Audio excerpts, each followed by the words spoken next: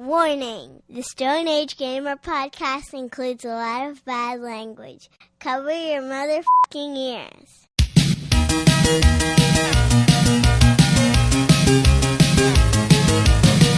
Good evening and welcome to the Stone Age Gamer podcast. I'm Kris Randazzo and joining me tonight is impossible to overuse catchphrase, Dan Ryan. Boy.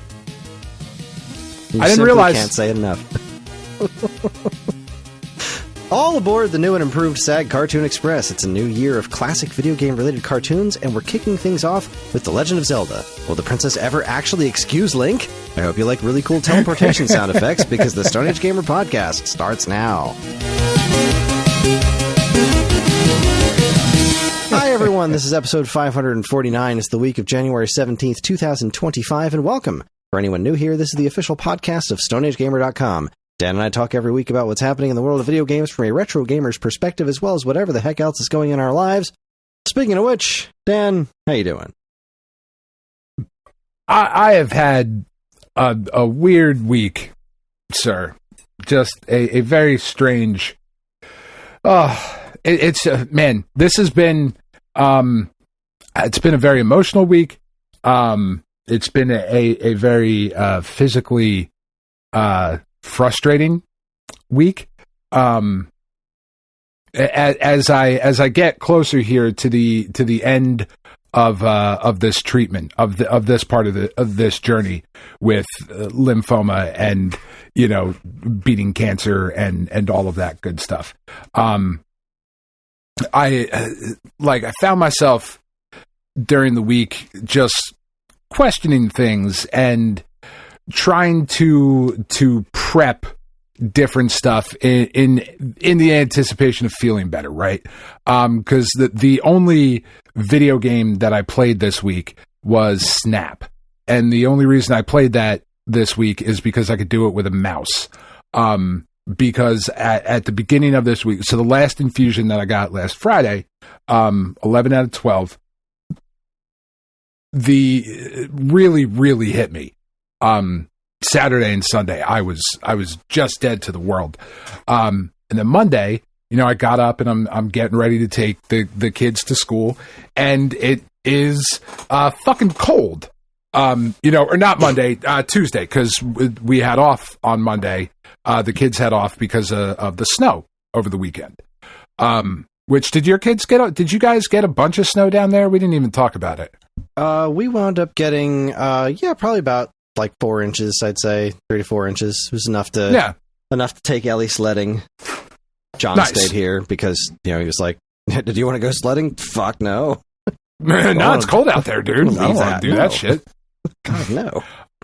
So they had a day off, and then the second day was not a half day, the early late opening. Those the words. Okay, yeah. So ours are around here. We only had the one day off. So Tuesday morning when I woke up to take the kids to school, it's freezing outside. So I'm starting to trying to dress in layers, and I put the thermal on and then put a t-shirt on, and I'm like, I'm going to throw a flannel over top of it, and I couldn't button it. I had to wake Tiff up to help me button my shirt because my hand just wouldn't do what I was telling it to do, which is it's so incredibly frustrating because my feet hurt all the time, and they hurt, you know what I mean? My hand doesn't hurt all the time. It's just sometimes it just decides nah, we're just not going to do that, And I talked a couple weeks ago about, having to have help opening Christmas presents and whatnot, which is one thing.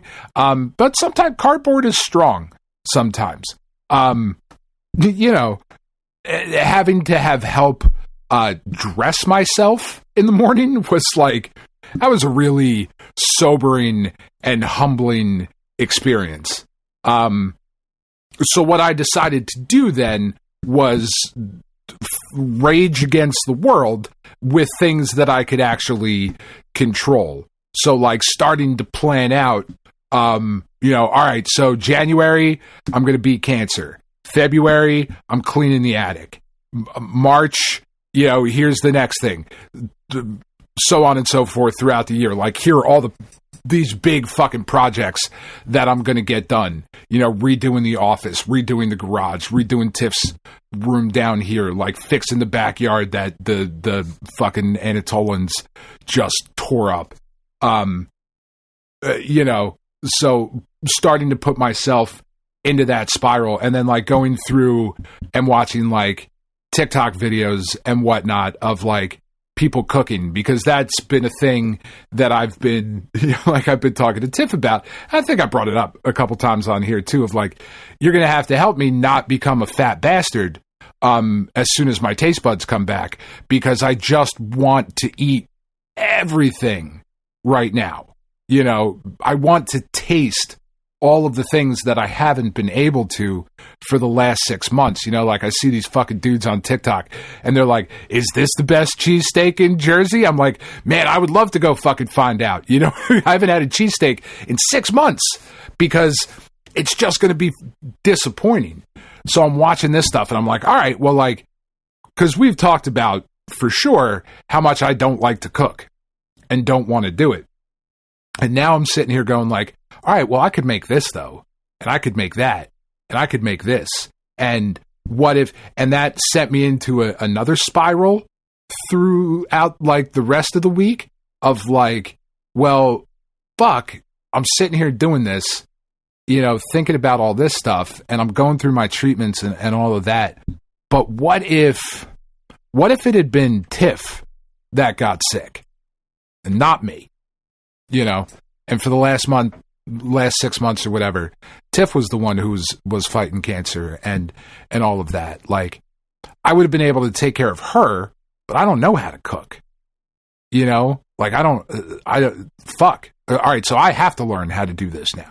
I have to be a more well-rounded provider. And, oh God, what if this, and spiraling down that, which then led to an interesting place of, it sounds more dramatic than I mean it to when I say it this way, but I just really can't think of a different way to say it. Not in a spiritual sense or anything like that, but I consider myself, I've certainly fought it, but I'm very lucky at the same time, because the cancer that I have, is one that we know a lot about and can treat, and all of those things that we've brought up before on the show. And my doctor's really happy with my progress, and I've been fighting and doing the things that I need to do and all of that stuff. But, I'm also trying not to lose sight of the fact that I am very lucky. The chances of it being a more serious illness 6 months ago when I was diagnosed were not zero. Like they just weren't. And do I deserve that second chance? What will I make of this extra time? Because 6 months ago, it very easily could have been, you have, sorry, dude, you got like 3 weeks to live. Our bad. Yeah, you should have come sooner. Sorry. So like then spiraling into this, like, do I deserve this chance? Why do I get this chance versus somebody else getting this chance? Like, it's just been a fucking roller coaster of a week, man. And that's just a wild thing to start spiraling into, and then being like, all right, well, yes, I do deserve this chance. So here's all the things I'm going to do in the first 6 months after beating cancer that's going to make it worth it. I'm going to do a couch to 5K, and I'm going to, build a well in fucking Africa and like all of this other shit. You know what I mean? Like, it's just, it's been a weird mental week. And it's like, no, what I'm actually going to do is I'm going to sit here and make a podcast on Friday. Because that's what I can do right now. And you know what? You do a very good job of it, and you bring a lot of people joy. I think I do. I think I do all right. And part of it, like, part of what led to this as well is that I knew, so earlier in the year, last year, I guess. Yeah. So late last year, not earlier. A couple of months ago, the sink in the bathroom, in our upstairs bathroom, started draining slowly, right? Pen was cleaning her snake cage at one point, and she went to rinse out one of the like water dishes or a bowl. I don't fucking know. I wasn't there. Something that she was cleaning out, and she washed a bunch of like dirt and like soil and stuff from the cage down the bathroom sink. And I was like, wow, you're 15 years old. Why the fuck did you do that? Why would you not think, oh my God, this is something that should go in the trash? At best, the toilet, you know, like, why would I wash this down? Whatever. As soon as she did that, the sink started draining slowly, right? It would drain, but it was kind of a race between how quickly can you brush your teeth versus how quickly does the sink fill up with water. And when you go to rinse your mouth and spit the toothpaste out, you're just spitting it into a puddle in your sink. And that's fucking gross. And leaving it for the next person to come behind you, you know. And we did all of the things. I have an auger, and I took the pipes out, and I went directly into the pipe in the wall, and that helped a little bit. Like, it ran a little bit quicker. So you had a couple more seconds racing the toothbrushing versus the sink filling up. And then other days, it would just randomly like, oh, the sink's draining. Fucking cool. Can't be any problem there. I'm sure that's fine. So we ignored it. Because whatever, like, it's just the bathroom sink. It's fucking fine. It's a problem. I'll get to it at some point, right? I don't feel good physically enough to do anything. I'll get to it at some point. We had to take apart our dishwasher earlier this week because for some reason, the LG dishwasher that we have, there's a part underneath of the main basket that is made of styrofoam. And I don't know what this part does, but I do know that if this part gets wet, which, you know, in a dishwasher is certainly possible because there's water involved in the whole piece of business. If this thing gets wet, even a little bit, it will spit out an error code that will just beep until you either disconnect the wires or shut the power off at the breaker. Like, you cannot turn the dishwasher off because it's like, hey, asshole, I'm wet. Fuck. Okay, so how do I fix that? I go on YouTube, I find a guy who has the same error code that I have, and I look how to take the dishwasher apart and fix this piece. So, okay. Robbie, you want to be the man of the house? Come on, let's go do shit.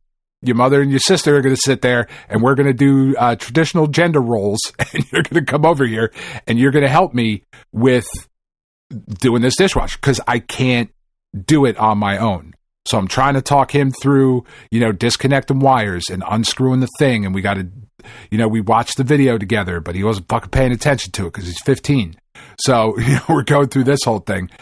And the reason that the dishwasher, that this piece got wet in the dishwasher is because the kitchen sink started doing the same thing the bathroom sink was doing. And it backed up into the dishwasher, and water just sat there overnight, and that fucked the whole thing up. So it was like, okay, let's disconnect the pipes from underneath of the sink and, you know, run the auger in there. And it didn't make any difference. So it was like, okay, this is like Tuesday that we're doing this. So I call the plumber. I'm like, I'm out of my fucking depth here.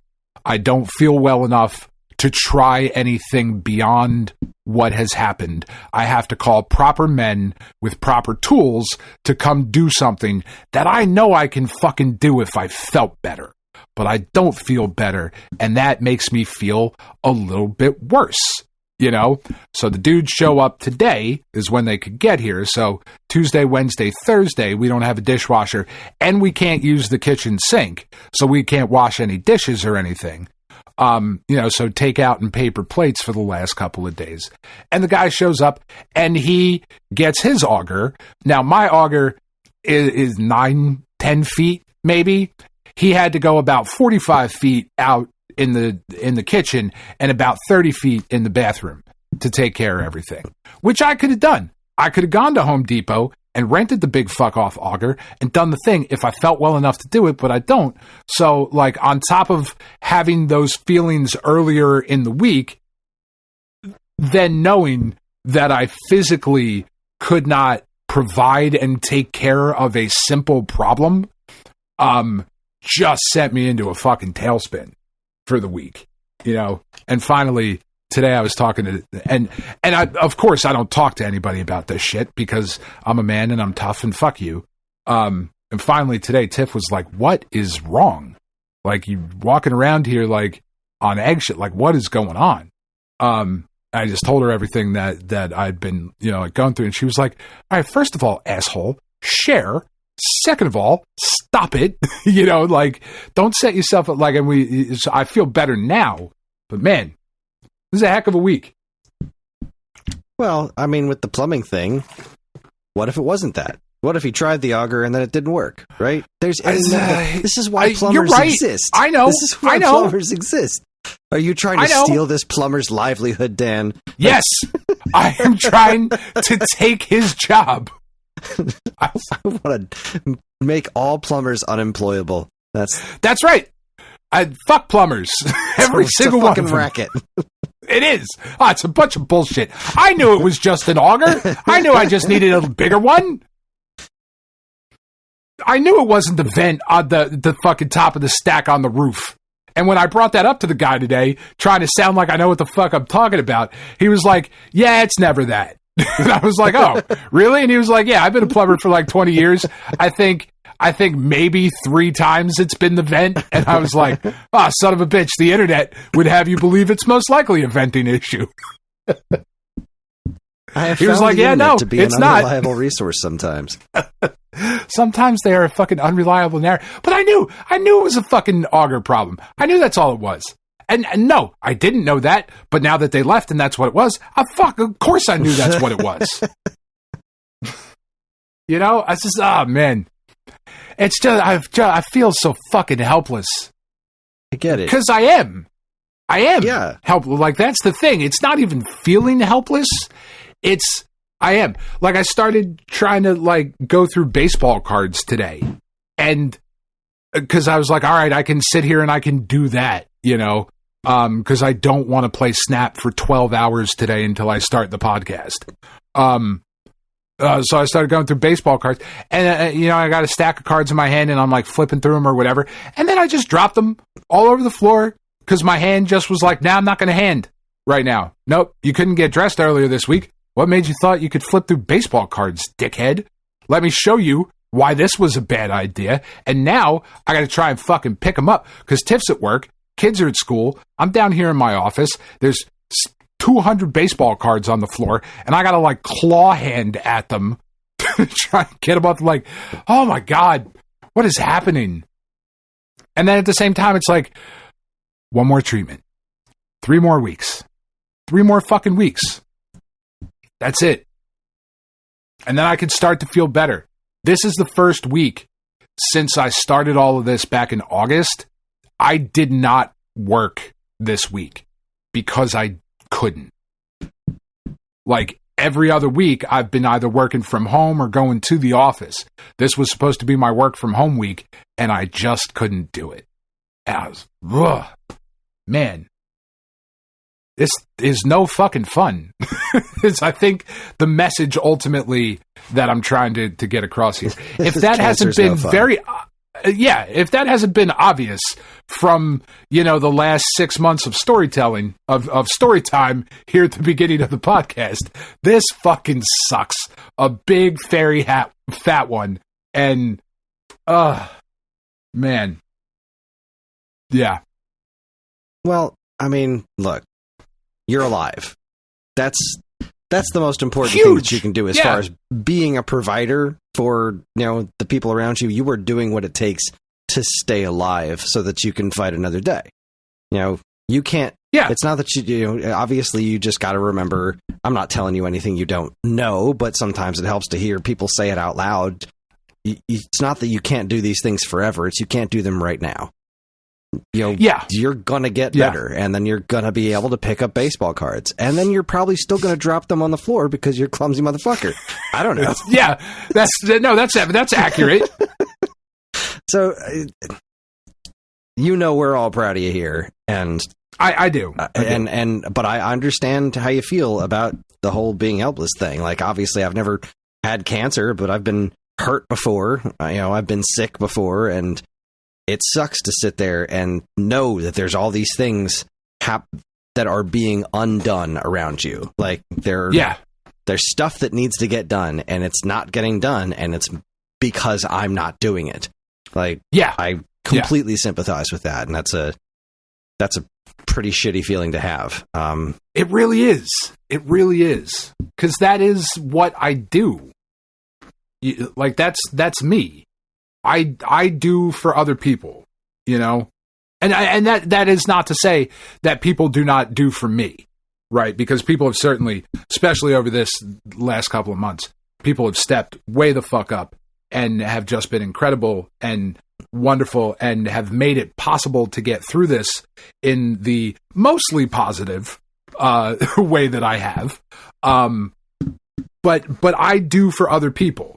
When I went to my aunt's house for the family Christmas thing last week, her Christmas lights weren't up. Because every year on Black Friday, I go out and buy Bourbon County, and then I drive to her house and I put her Christmas lights up. And she's got a neighbor. Craig could have done it. His son could have done it, but it didn't get done because I didn't do it. And she's the crazy dog lady. She, those like the fucking wireframe dogs with the felt or whatever fabric over them that people put out. And I put up like fucking 15 of these things every year. And she's got a big, the King Moon Racer, and none of that was up in her neighborhood. And people have talked to her about how much they look forward to all the crazy shit she puts out. And then I drove over there and it wasn't there because I couldn't do it. Not because I didn't do it, right? That would be different. If I was just like, fuck you, you do it. Like, that's a totally different thing. But I couldn't do it, so it didn't get done. And that felt awful. And the only one who felt awful about it was me. Like, nobody else felt bad. Nobody was sitting there like, you really could have tried to put up the Christmas lights, you fucking prick. Like, nobody feels that way. Yeah, I'm the one putting all this shit on myself. Nobody's looking at the cancer patient and saying, you should be doing more. You're not trying hard enough, I think. I think there's more you could be contributing to this society at the moment, sir or madam. Yeah. Yeah. How dare you? You were napping in the middle of the day. You taker. You selfish fucking prick. But that's how I feel sometimes. I try not to, but I don't know. Yeah, I get it. Son of a whore. I think ultimately what it means is that as soon as I start to feel better, I am going to way overcompensate the other direction of like, I really think I should learn how to make a couple of quick meals for the children or when Tiff's working. So I'm going to make a beef Wellington straight out the gate. No experience whatsoever in the kitchen, but that's going to be the first dish that I attempt. Like, that's the kind of asshole that I am. Like, what about a steak tartare? That seems super easy to not make anyone sick with. Oh, for sure. Let's go with that right from jump. I mean, I know how much you love raw meat to begin with. So. Oh my God, I fucking can't wait to just put it in my mouth. As opposed to just touching it with my hands. I can't wait for it to oh boy, that's going to be I don't know, man. It was fucking very This was the first week where it was very apparent that there are just things that it's not even that I struggle to do them. There are things that for the next couple of weeks or months or however long it takes for the feeling to come back in my hands and shit, there are things that I just cannot do at the moment. And that is fucking scary, because what if it doesn't come back? Because there's a chance, it is small, but there is a chance that some of this nerve damage is going to be permanent. And ultimately, the rest of my life versus cold fingertips is a trade-off that you make every day. But it's fucking scary and frustrating. And just, yeah. At least I can still play Snap. I can control and it's just my right hand. My left hand my left hand is mostly fine, but I can control the mouse with my left hand. It's okay. It's weird. I'm not a left-handed mouse guy. Are you a left-handed mouse guy? I am not left-handed. Oh, I am left-handed. But I'm not a left-handed mouse guy. I do literally everything right-handed except right. I write with my left hand. You're a weird guy. I fucking really am. You're not wrong. That's just unnatural. Yeah, I kick with my right foot. Like, I'm not even left-footed. No, I'm sorry. The only other thing I do left-handed, quote-unquote, is skateboarding. I ride goofy foot. Not where I thought that was going, but... No, I do that right-handed, too. Left-handed when I want to feel like it's somebody else.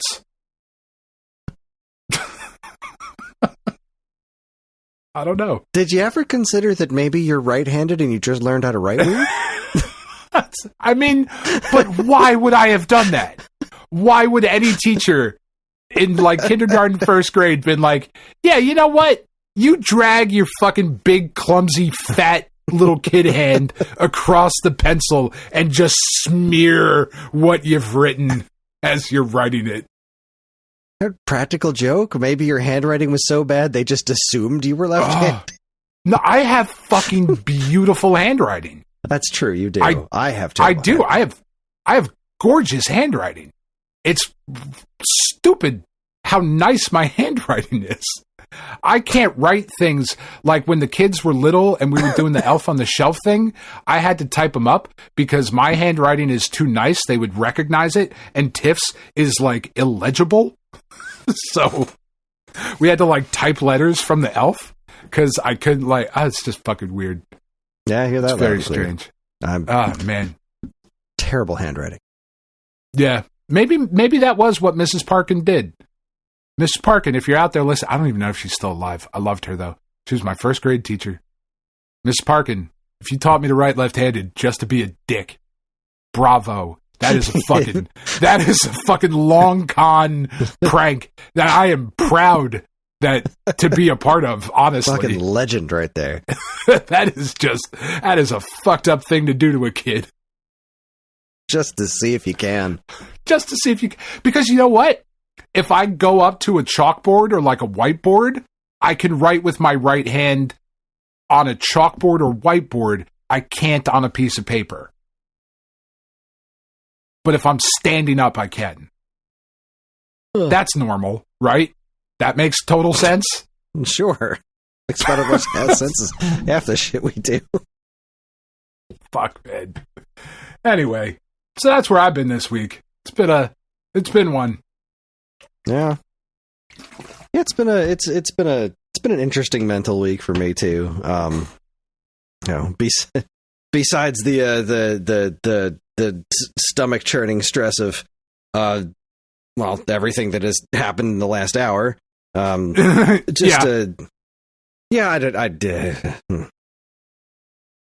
I don't like being in disagreements with people. It's just not something that makes me sleep well, and especially not people that I like so much.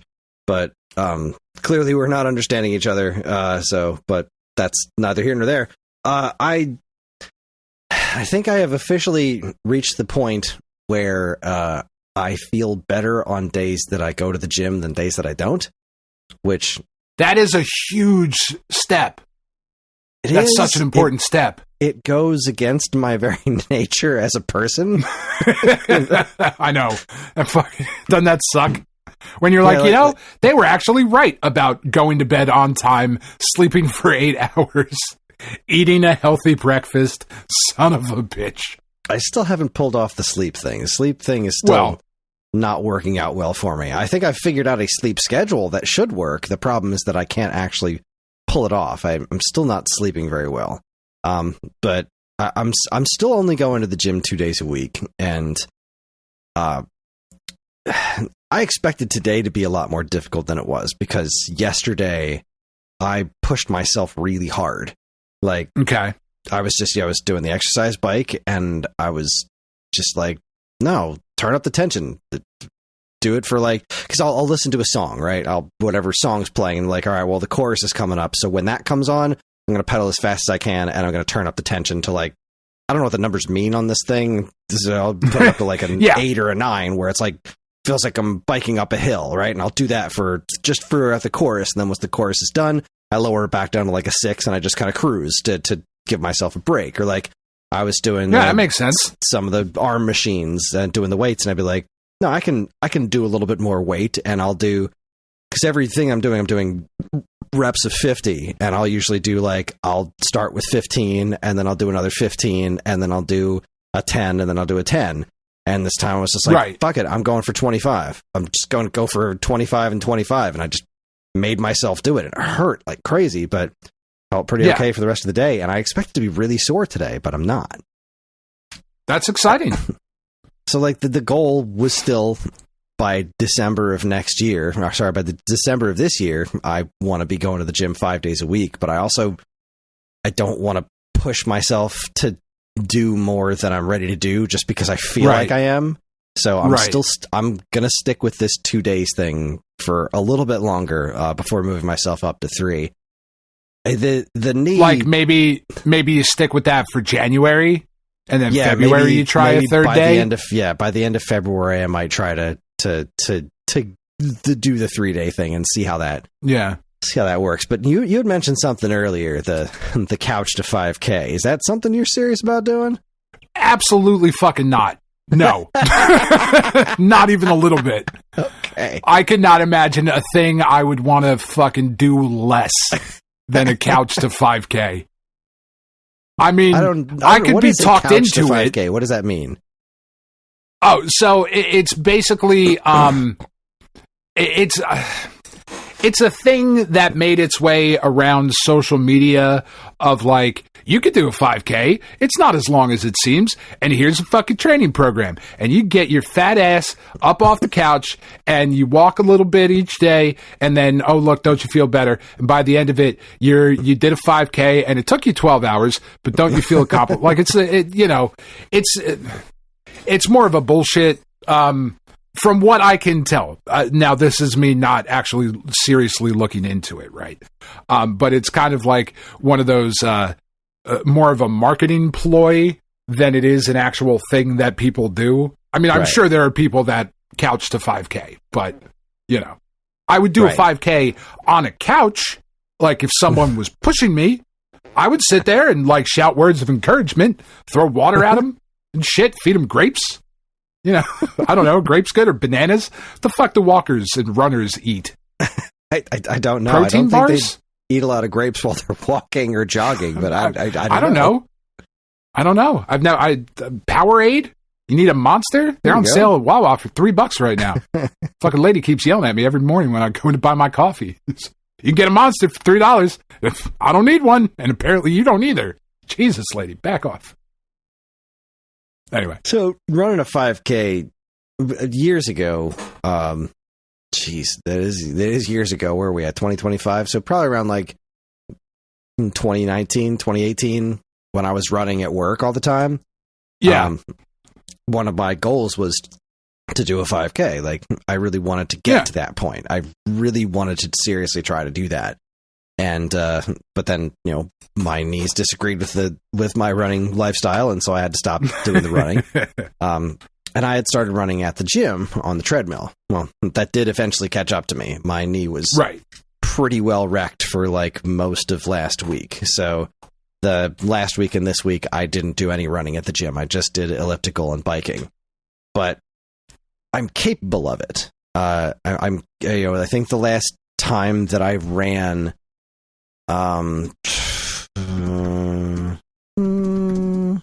just doing a little quick internet math here. All right, so 5K is just a little over 3 miles. I've been running about 2 miles. When I was doing the running on the treadmill, I was doing a 2 mile run. So I feel like I can train myself up to get to be able to handle a 5K. A 5K. Yeah. It's something I really want, and it's going to hurt me to do it. Like, I'm going to hurt myself if I do this. Sure. But as these last 2 weeks have proven, I can get better. I don't know how much longer I'm going to be able to do that. Like, I'm not as young as I used to be. If I wait another 5 years to try and do this, I'm going to do some real fucking damage to myself. Like, I'm never going to get to a 10K. I'm never going to get to a half marathon. It's just, those are off the cards for me because of the physical limitations of my knee. Like, it's just not something that I should even be attempting to do. But I think a 5K is within reach. And it's something I really, really wanted to do when the kids were younger because I wanted my kids to see me do it, I really that's huge. Yeah. I wanted that experience of running a 5K, and then having them at the finish line see me finish it in whatever place I finish in. Because whatever I do, it's going to be ugly, it's going to be sweaty, and it's not going to be fast. But I'm going to get it done.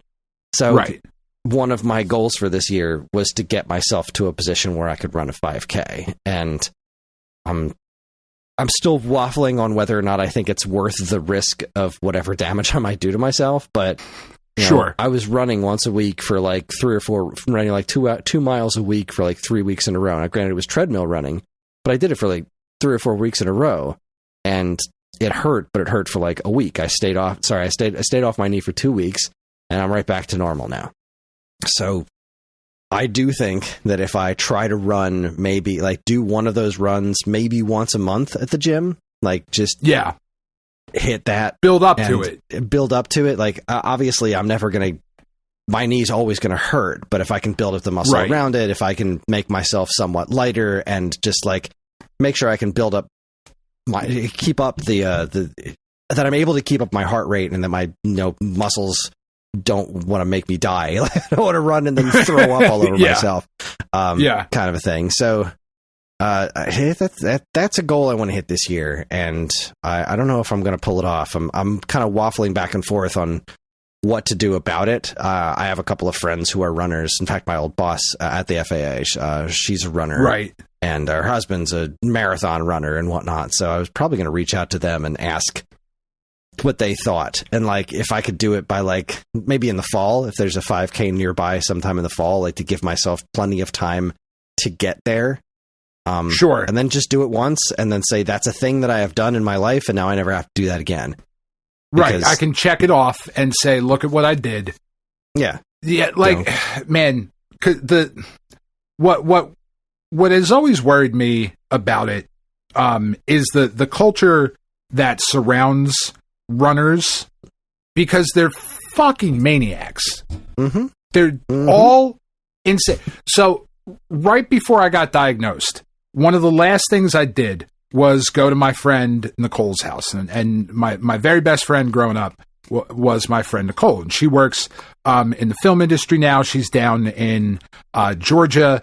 Like, she works on, she's worked on Marvel projects. I'm just name dropping here now. But like, she's worked on, big shit in the film industry. She's a second unit director a lot of the times, assistant director to different things and whatever. She came back up for a visit, and she lives in the town I grew up in. So that's Williamstown, New Jersey. Okay.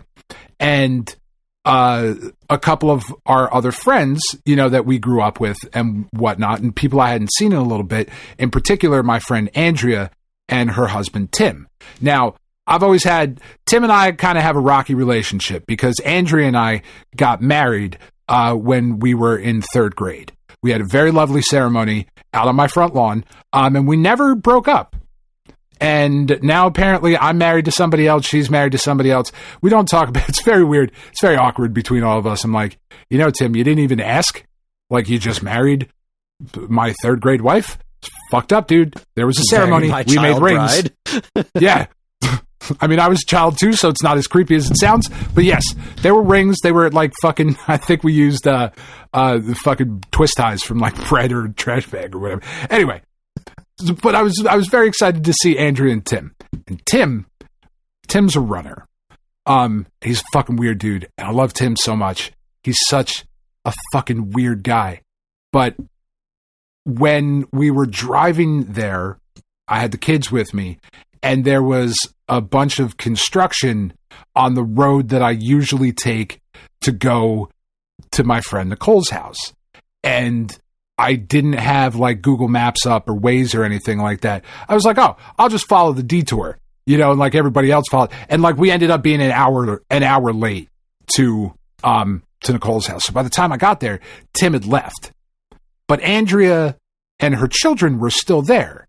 And I was like, well, did you guys drive like separate cars? Because they're like, they're not those kind of people. Like, we're going to drive 2 cars to one place so I can leave early. Like, that's not a thing they do. And Andrea was like, no, Tim left because he has to go to work later and he wanted to run back to the house. They live in a town called Berlin, New Jersey. Berlin, New Jersey to Williamstown, New Jersey is at best, if you're going from like the edge of Williamstown to the very beginning of Berlin, which is not where either of the houses are, but like if you were just going from border to border, it's 12 miles. And this motherfucker was like, nah, I'm just going to run home. I'm going to run 12 miles in the middle of the fucking day for no reason. Just because I'm a runner and I'm weird. And that has scared me away from running. That sort of fanatical, maniacal culture that is like, oh yeah, I just, I got in a quick 12 miles today. What the fuck is wrong with you? That's not normal. You're not a gazelle. You're not a fucking leopard. You're a fucking skinny punk kid from Philly. Like, what are you doing? I'm just going to run 12 miles home. Fucking Forrest Gump shit. What's wrong with you? I used to, I miss that. I miss that feeling. I think when I was running at the tech center, I was running like, 6-7 miles, I think was about where I had left off. And that was just, it took me forever. And again, it was ugly. It was sweaty. And, cause I'm ugly and sweaty when I run. Sure. Everybody is ugly and sweaty. Nobody looks sexy when they're running. Like that Baywatch shit, that was all bullshit. That was slowed down. Fucking nobody looks like that. Bunch of nonsense. Everybody fucking shit in their pants as they're running. I've seen it. Fucking people finish a marathon. They're dead inside. You got to put Band-Aids and then electrical tape over your nipples so you don't fucking rub them off. Like legitimately rub your own nips off from the friction of your shirt because you're running 12 miles in the heat, you fucking twat. What's wrong with you? Get in a car. Get a scooter. At the very least, get a scooter. Fucking 3-wheeled one, Don't stress yourself out. So anyway. Yeah, no, I support your 5K, but, Yeah. Good luck. Send me a picture. The point being, I'll come cheer you. Is that, yeah, please do, by all means. The point being, my mortality has been definitely a big point in my brain lately. If well, this is what my life is. Yeah, there are constants in my life that are just not going to change, and most things are just going to get worse from here on out. So I got to try and make the best of what I have. And, here I am going to the gym, and it's affordable and it's working out for me, and that's awesome. I'm proud of myself, and I don't. You should be. No, I don't know who I am anymore. I know, man. I spent more time at the gym this week than I did playing video games. Yeah, but that was more just because of my workload. Like, I would have loved to play more video games this week, but I was working my ass off, catching up from my vacation over the holidays. This was my first full week back, and there's inventory related things to do. I had a big long call with Andy about all the stuff we're sold out of, and there's a couple of new products that we're interested in trying to get cooking behind the scenes, and I was finishing up my 7th Mario video, which was they're labors of love and fucking great, but I can't even imagine what goes. I don't know how to do that. You know what I mean? It's like, it is the hardest part about it. The most difficult part is, writing it is, that's easy enough for me. Like, it can be a challenge, obviously, to try to weave this into a narrative that makes sense without overdoing historical context and being as wordy a motherfucker as I am. But the hardest part is when you get to, like, I had to cover Super Mario Sunshine, so I needed to find specific pieces of gameplay to match what I'm talking about. And the playthrough of Super Mario Sunshine is like 8 hours long, so I'm scrubbing through 8 hours of footage to find things that I'm looking for. And at a certain point, there were a couple of things that I just couldn't find. I couldn't find good examples in this playthrough that I had found online to illustrate what I was going after, so I just plugged in my capture card and recorded the footage off of my own GameCube of doing these 2 specific things. And what is bothersome about that is my capture card isn't fantastic, so the footage sticks out like a sore thumb when it switches over to my gameplay as opposed to what I pulled from the internet. But that's the part that becomes that's the part that's the most time consuming when putting these together. Is like, I write the script and then I find the gameplay footage, and then I scrub through it to find, like, well, where's the footage that matches what I'm talking about. And then the other stuff that takes up a lot of time is the historical stuff. Like in this particular one here, I'm talking a lot about PlayStation, right? Because we're starting off with the end of the N64 era going through GameCube, and telling the story of Zelda was like pretty straightforward of like, and this was the next Zelda release, and here's some context around it. But telling the story of Mario is effectively telling the story of Nintendo, right?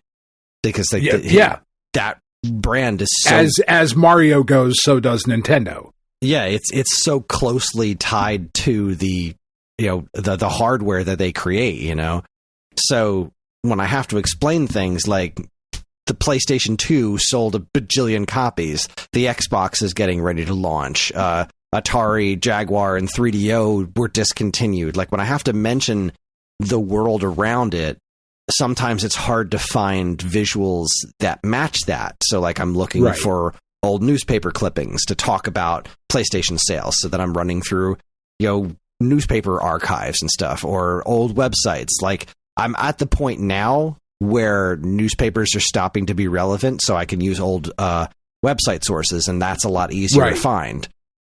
So when I'm finding a picture of a newspaper in print to put on the screen and then do the Ken Burns like fade across, that's kind of hard to find.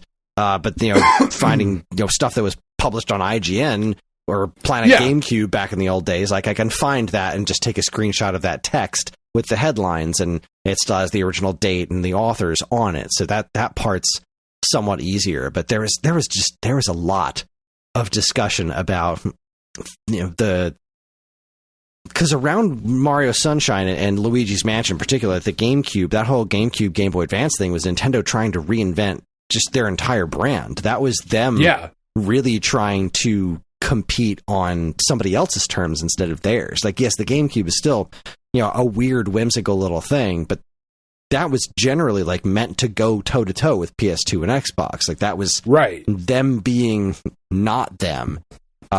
which is we're going to have Resident Evil 4 as an exclusive. Like, right? we're going to make a port on the bottom for a modem adapter. We're going to have a progressive scan mode built into the system. Like, they were going for, to be technologically on par with their competitors.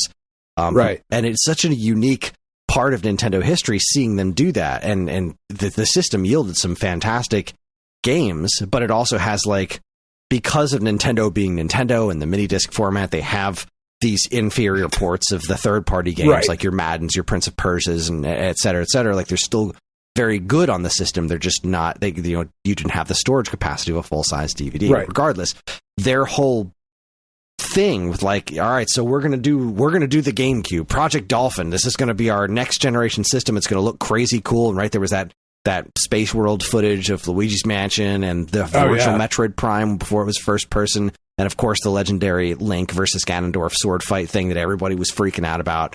And part of what made people hate the Wind Waker so much was that it wasn't that. It wasn't that big, greedy, it wasn't that, realistic one. But the only Mario thing, like the actual, there was no Mario game. It was that Mario 128 tech demo, which is just 128 Marios running around in a sphere, rolling each other around. Like, there was no new Mario game there. And then this was where the dry spell of 2D Mario games came from. They started with Super Mario Bros. Deluxe, and then they did Mario Advance 2, 3, and 4. And none of those were new games except for the e-reader stuff in Super Mario Advance 4. Right. And even that was like a fraction of what a full Mario game would actually be. If you take all those levels, like 30 some odd levels, which is super cool, but that's not even as many levels as in Super Mario Bros. 3. So So it's just, it doesn't count.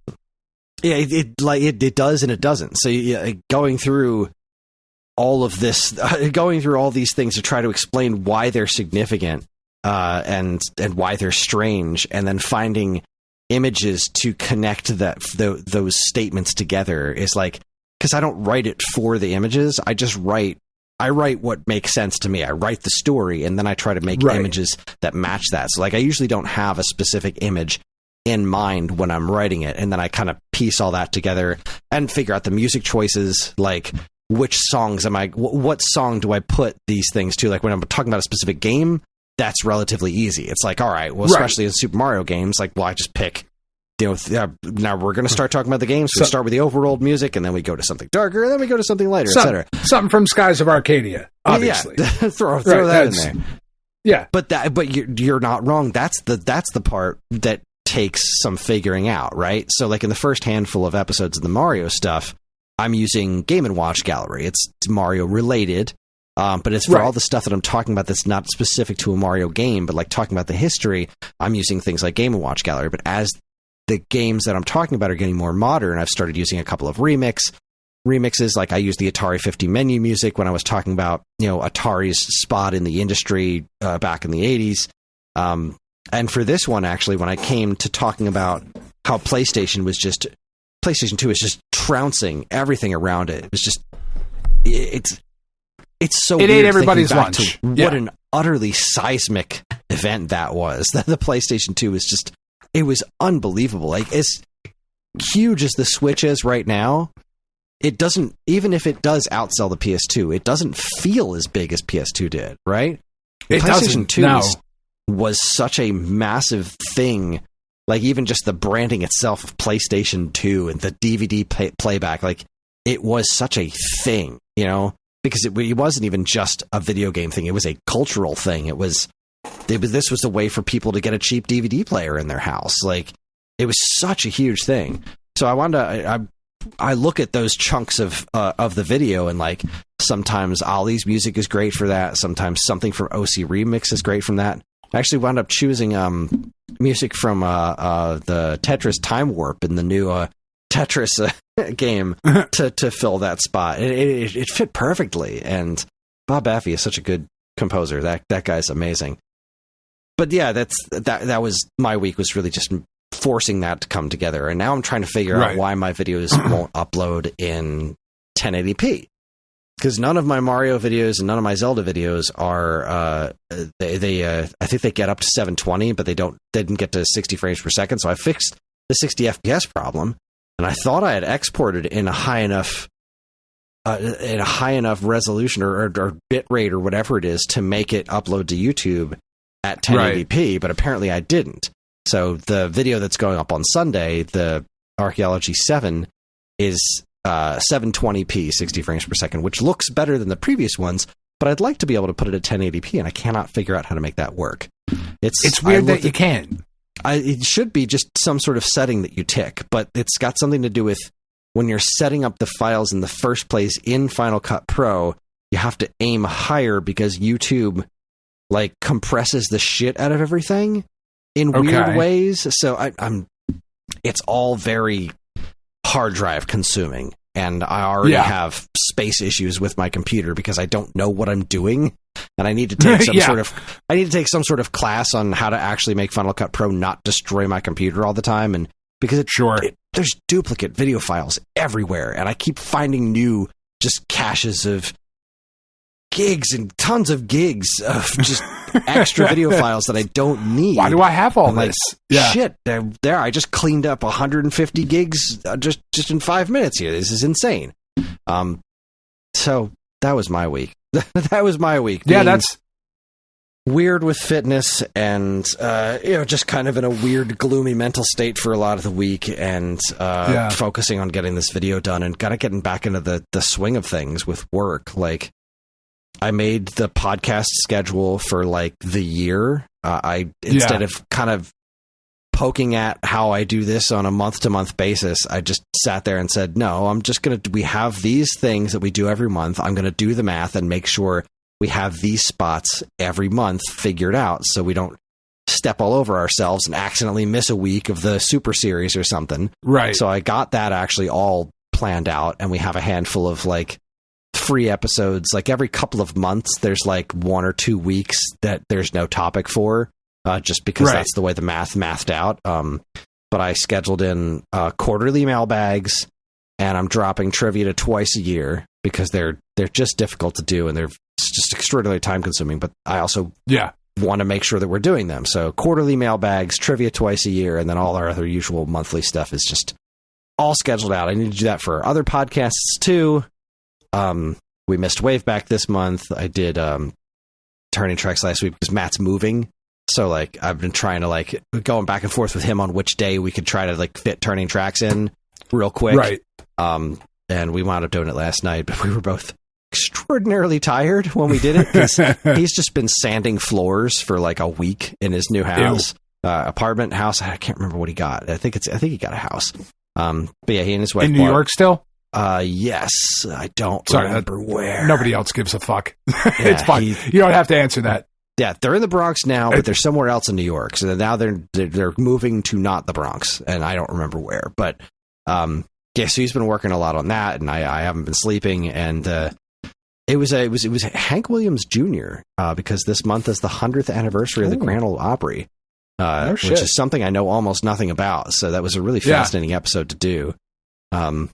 But he had so many technical issues that this like super short episode wound up going for like 3 hours because we just kept losing time all night long. That sucks. Yeah, he was pretty frustrated, and I felt bad about that. And I was just like, I don't like at a certain point we just got to call this because I don't know how much longer I can stay conscious because I was dead to the world last night.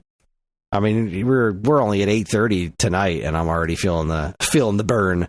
But are you really? It's a little bit. I wish I haven't been sleeping through the night. I didn't, especially this week. I had a fucking nightmare last night that legit like woke me up out of a dead sleep at like 4:30 in the morning, and I had to like have a proper think about it. I was like, what the fuck? Because I don't ever remember my dreams. But this, like, I had fucking full blown, like a little kid horror movie nightmare, and barely slept. I mean, if I got 5 hours of sleep, 4 hours of sleep between yesterday and today, and I'll be up till midnight tonight because it's Friday. That's what I do. We could end right now, and I could go get in bed, and I'll just lay there for another 4 hours. Like, It's just and I've been doing okay at falling asleep. It's the staying asleep that's been problematic, and waking up too early, and then just not being able to get back to sleep. I don't know. It seems like it's moving towards leveling itself out, but I was also super pissed at myself because I don't remember if I told you that on New Year's Day I won $500 on the stupid gambling thing that we do. Yeah, I was super thrilled about that. I lost all of it. Oh, that sucks. You're supposed to run through it, right? You got to burn through your winnings. I didn't do it fast enough. I thought I had one more day, and I didn't. So I burned through a lot of it, but I didn't get to keep any of it. All of it just disappeared. That's fucked up. Fuck. I needed that money, you know? Yeah. I had a plan for it. That sent me through a whole other spiral of like, how fucking ridiculous is it that Karen and I both work full-time jobs and we need this money? Like, I'm looking at this like, my car is making weird smells. I need to take it into the mechanic. I really needed that $500 to make sure my fucking car ran because I don't have it in my bank account. No, it's not there. I can go look for it. There's just not enough around to make life normal. We just can't run through that way, and it was not a great mental week. I guess all around. Yeah, not a great mental week for anybody involved. It was tough. Not a great start to the year, as it were. Thought it was a great start to the year. Hey, I won $500. Happy New Year. Yeah, no, you don't get to keep it because you didn't do it right. All I needed to do was just not wait. Could have done it. I just could have had that shit running the whole time, and I didn't. I just didn't do it, and I was so angry at myself for it. But such is life. I get it. I also didn't do much game. Like I said, I spent more time at the gym this week than playing video games because I had been working so hard. I did play maybe about 15 more minutes of Undertale, which it didn't really amount to much of anything. I did get a couple of games this week. Okay. I got gifted Paper Mario 1000 Year Door and Mario Luigi Brothership for Switch. Oh, that's awesome. I can't remember if the person who gave them to me wanted me to shout out their name, so I'm just not going to. And you know who you are, and thank you very much for the lovely gifts. So I have You're welcome. I'll take credit. It wasn't Thanks, me, Dan. But I'll take the credit. Yeah, no problem, dude. So I've got two big ass RPGs to play. I'm thrilled to play. I'm thrilled about it. I really am. I'm excited to play through these games. I don't know that I'm going to get through both of them anytime soon, but I would like to finish Undertale because I'd already started it. Yeah, for sure. I don't know how long that game is, but I would like to get through that. And then on these. The way you're doing it, longer than it should be. 3045, I'll be done. But I was talking to him about which games, how long they are, and apparently 1000 Year Door is about like Chrono Trigger length, right? So it's not like a super long RPG; it's more like a Super Nintendo RPG length. So I think that's going to be the one that I hit first. That's the one that a lot of people talk super highly of, anyways. So but I'm really interested in Brothership as well, just because it's got such a nice look to it, but. I'd be really curious to see your opinion on it, because it was so divisive in the professional community. Brothership? Yeah. I was supposed to get a record in the mail today, where you fall, but it's on that. Yeah, I'll let you know when I play it. I'm going to do 1000 Year Door first, but I'm curious about Brothership. Mm-hmm. It's the Mario Luigi games have never. I'm looking at it right now. The main story, according to How Long to Beat, for however accurate they are, I've usually pretty accurate. 1000 Year Door is about 31 hours for the main story. Yeah, I think I can spare 31 hours for a game. That sounds fun. Yeah, I'm not going to 100% it. No. So I was supposed to get this some Facebook group I'm not going to name because it's super underground, as it were. They're cranking out these bootleg records for the Mario soundtracks. And the first one was Super Mario World, one of my all-time favorite games. So I ordered that, and it was supposed to show up in the mail today. But the mail didn't show up today. According to USPS. The last 2 days, we haven't gotten any mail. Just postman just did not show up. just, fuck you guys. You don't need it. Yeah. So it was out for delivery as of this morning, and it still says the tracking, expected delivery on Friday the 10th. All right, that's not entirely true. We did get mail, but I don't know when, because I woke up this morning and there was mail in the mailbox, and there was not mail before we locked the door or anything before the sun went down. Hopper didn't get a second walk yesterday. It was too goddamn cold, but there was no mail at an unreasonable hour. Wonderfully cold. I have enjoyed it. I do love the cold. I like the cold too. I like it a little bit less when it's 12 degrees and I gotta walk Hopper. That's fair. On Tuesday when I went to the gym, I was out there in gym shorts dusting off my car, and gym shorts and a hoodie in 15 degree weather, and I'm not sure I'm making good life choices right now. I don't know if this is the right thing to do. This is the coldest my balls have ever been. Son of a bitch. I'm not even sure they're there anymore. No. But then I had a great day at the gym. So, afterwards I felt really good about it. But that just while I was out there in that cold, it's man, fuck. And I don't want to keep Hopper out in that cold for too long. That's the other thing. He's kind of going He's not built for that. Yeah. Yeah. He wants to. I could take Yogi out in that. Yogi is a Bernese mountain dog. He is built for this weather. Naga went outside and laid down. As soon as the snow was out there, she's she's loving this, and he's enjoying it. But he's going to hurt himself if I take him for the usual long walks. Today it was finally above freezing, so I was able to take him for 2 walks. But I just don't want to keep him out that long, and he's kind of was going a little stir crazy, and I felt bad. But it's for his own good. This is why I miss my Bonnie so much. Because Yogi, he is built for this. When I take him outside, he looks at me dude, did you look? What the fuck are we doing? Let's go back inside where it's warm. You cocksmoker, what's wrong with you? No, but Bonnie, also a Bernese mountain dog, she would go outside and she would roll around in the snow and she would grab snow in her mouth and throw it up in the air. She would make little snowballs almost and throw them up in the air and then chase and jump after the snowballs that she threw to herself. It was fucking magical. And Yogi, same breed of dog, is no, sir, I don't think you quite understand what's going on out here, but go fuck yourself. Man.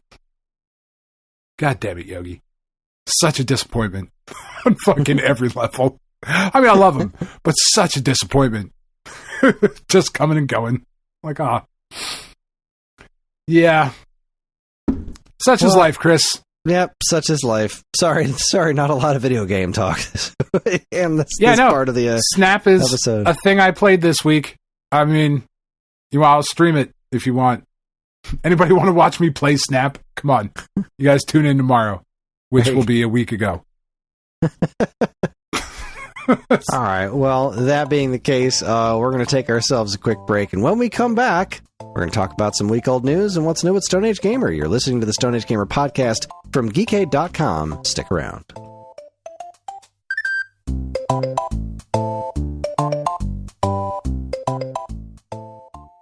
And now here's a quick look at what's new from us and our partners at Geekade.com.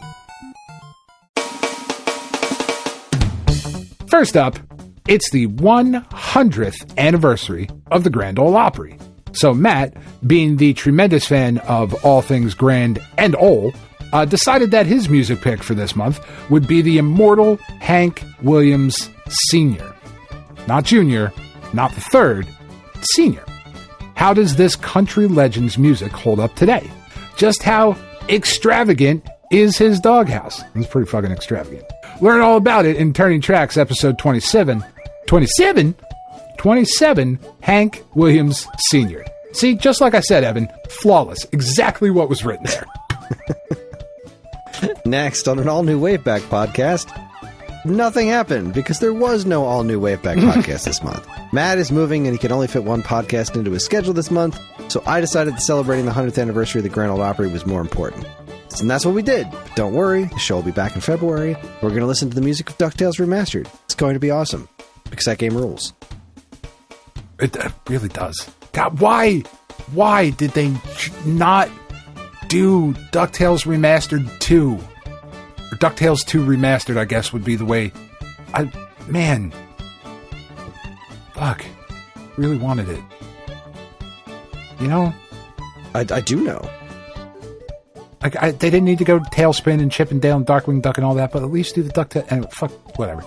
Finally, Kris, vodka. Right there. Anyway, yes, you're right. Vodka. Vodka. Have you ever distilled vodka before? No.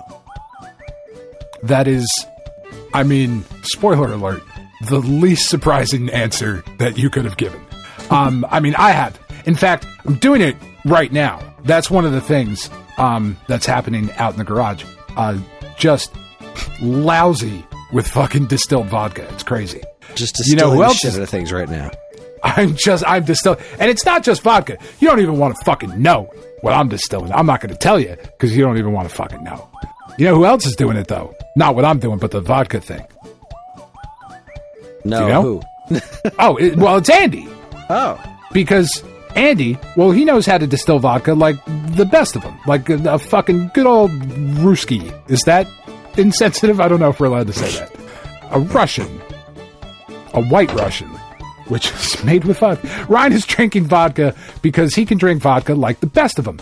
Oh, and there are pre-rendered monochrome bananas too, because of reasons. Don't miss all the action in Weekend Rental episode 194, The Gamers Burgle Bananas. Love the word burgle. Yeah, that's a great episode title. Oh, it's a For all this great and word. more, be sure to check out all the other great content we have on our site over at geekade.com.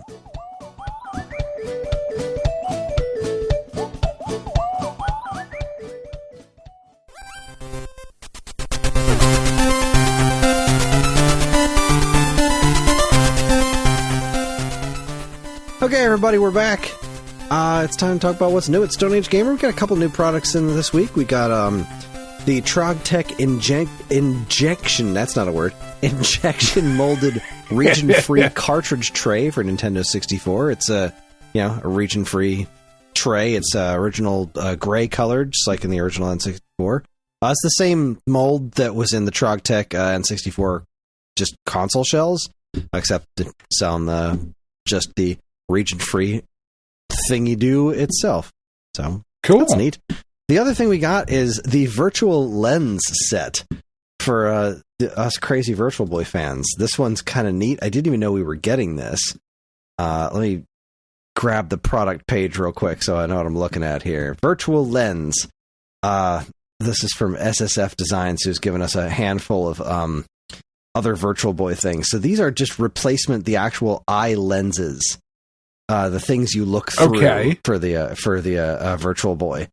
They appear to be 3D printed, except for the lens itself, which is, I think, glass or clear plastic of some kind.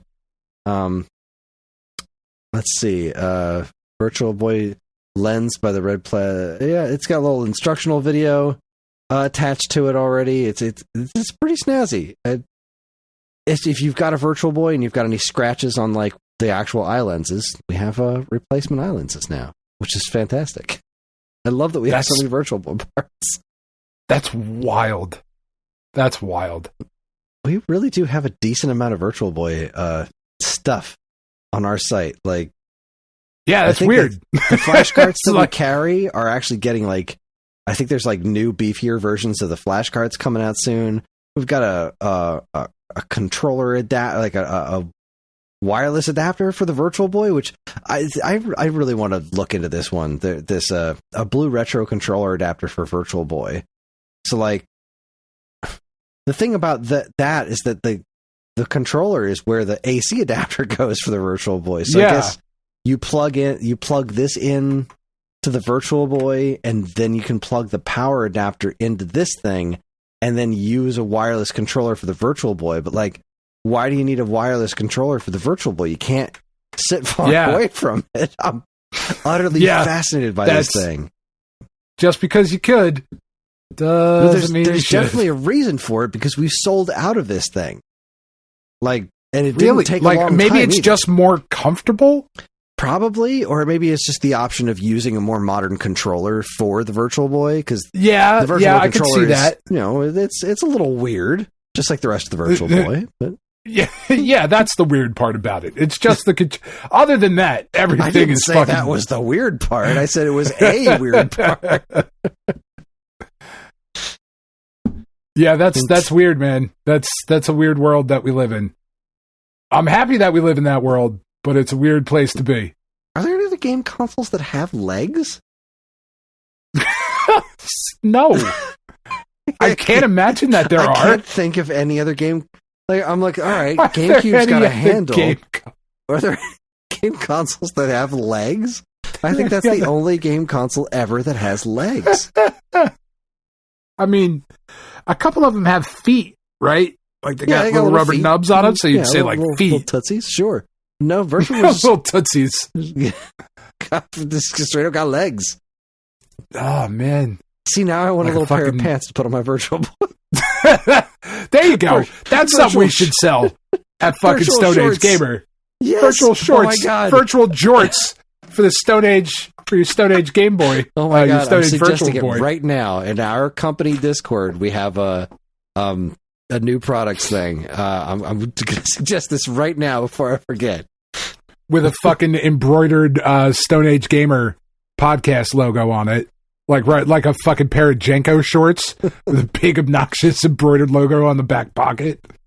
Oh, I'm actually considering buying a Virtual Boy now. You've talked to me. I'm fucking completely back on board. I thought this was absurd, and now I can't wait to have one. I'm just looking at my Virtual Boy like, man, how cool would it be if there was a pair of shorts on that? Wondering why it doesn't have fucking pants on. On some big baggy ass pants, a chain wallet. God. Get him some fucking kickwares, some big 69-inch fucking wide leg kickwear raver pants, and a fucking mesh shirt with a bunch of buckles for no discernible reason. I don't know why the Virtual Boy is a skater punk, but it is. No, 100%. Look at that boy. He's bucking system. He's bucking trends. He's a rebel. Virtual shorts. Physical shorts for your Virtual Boy. Oh, that's a good fucking tagline too, right? That's not bad. Actual shorts.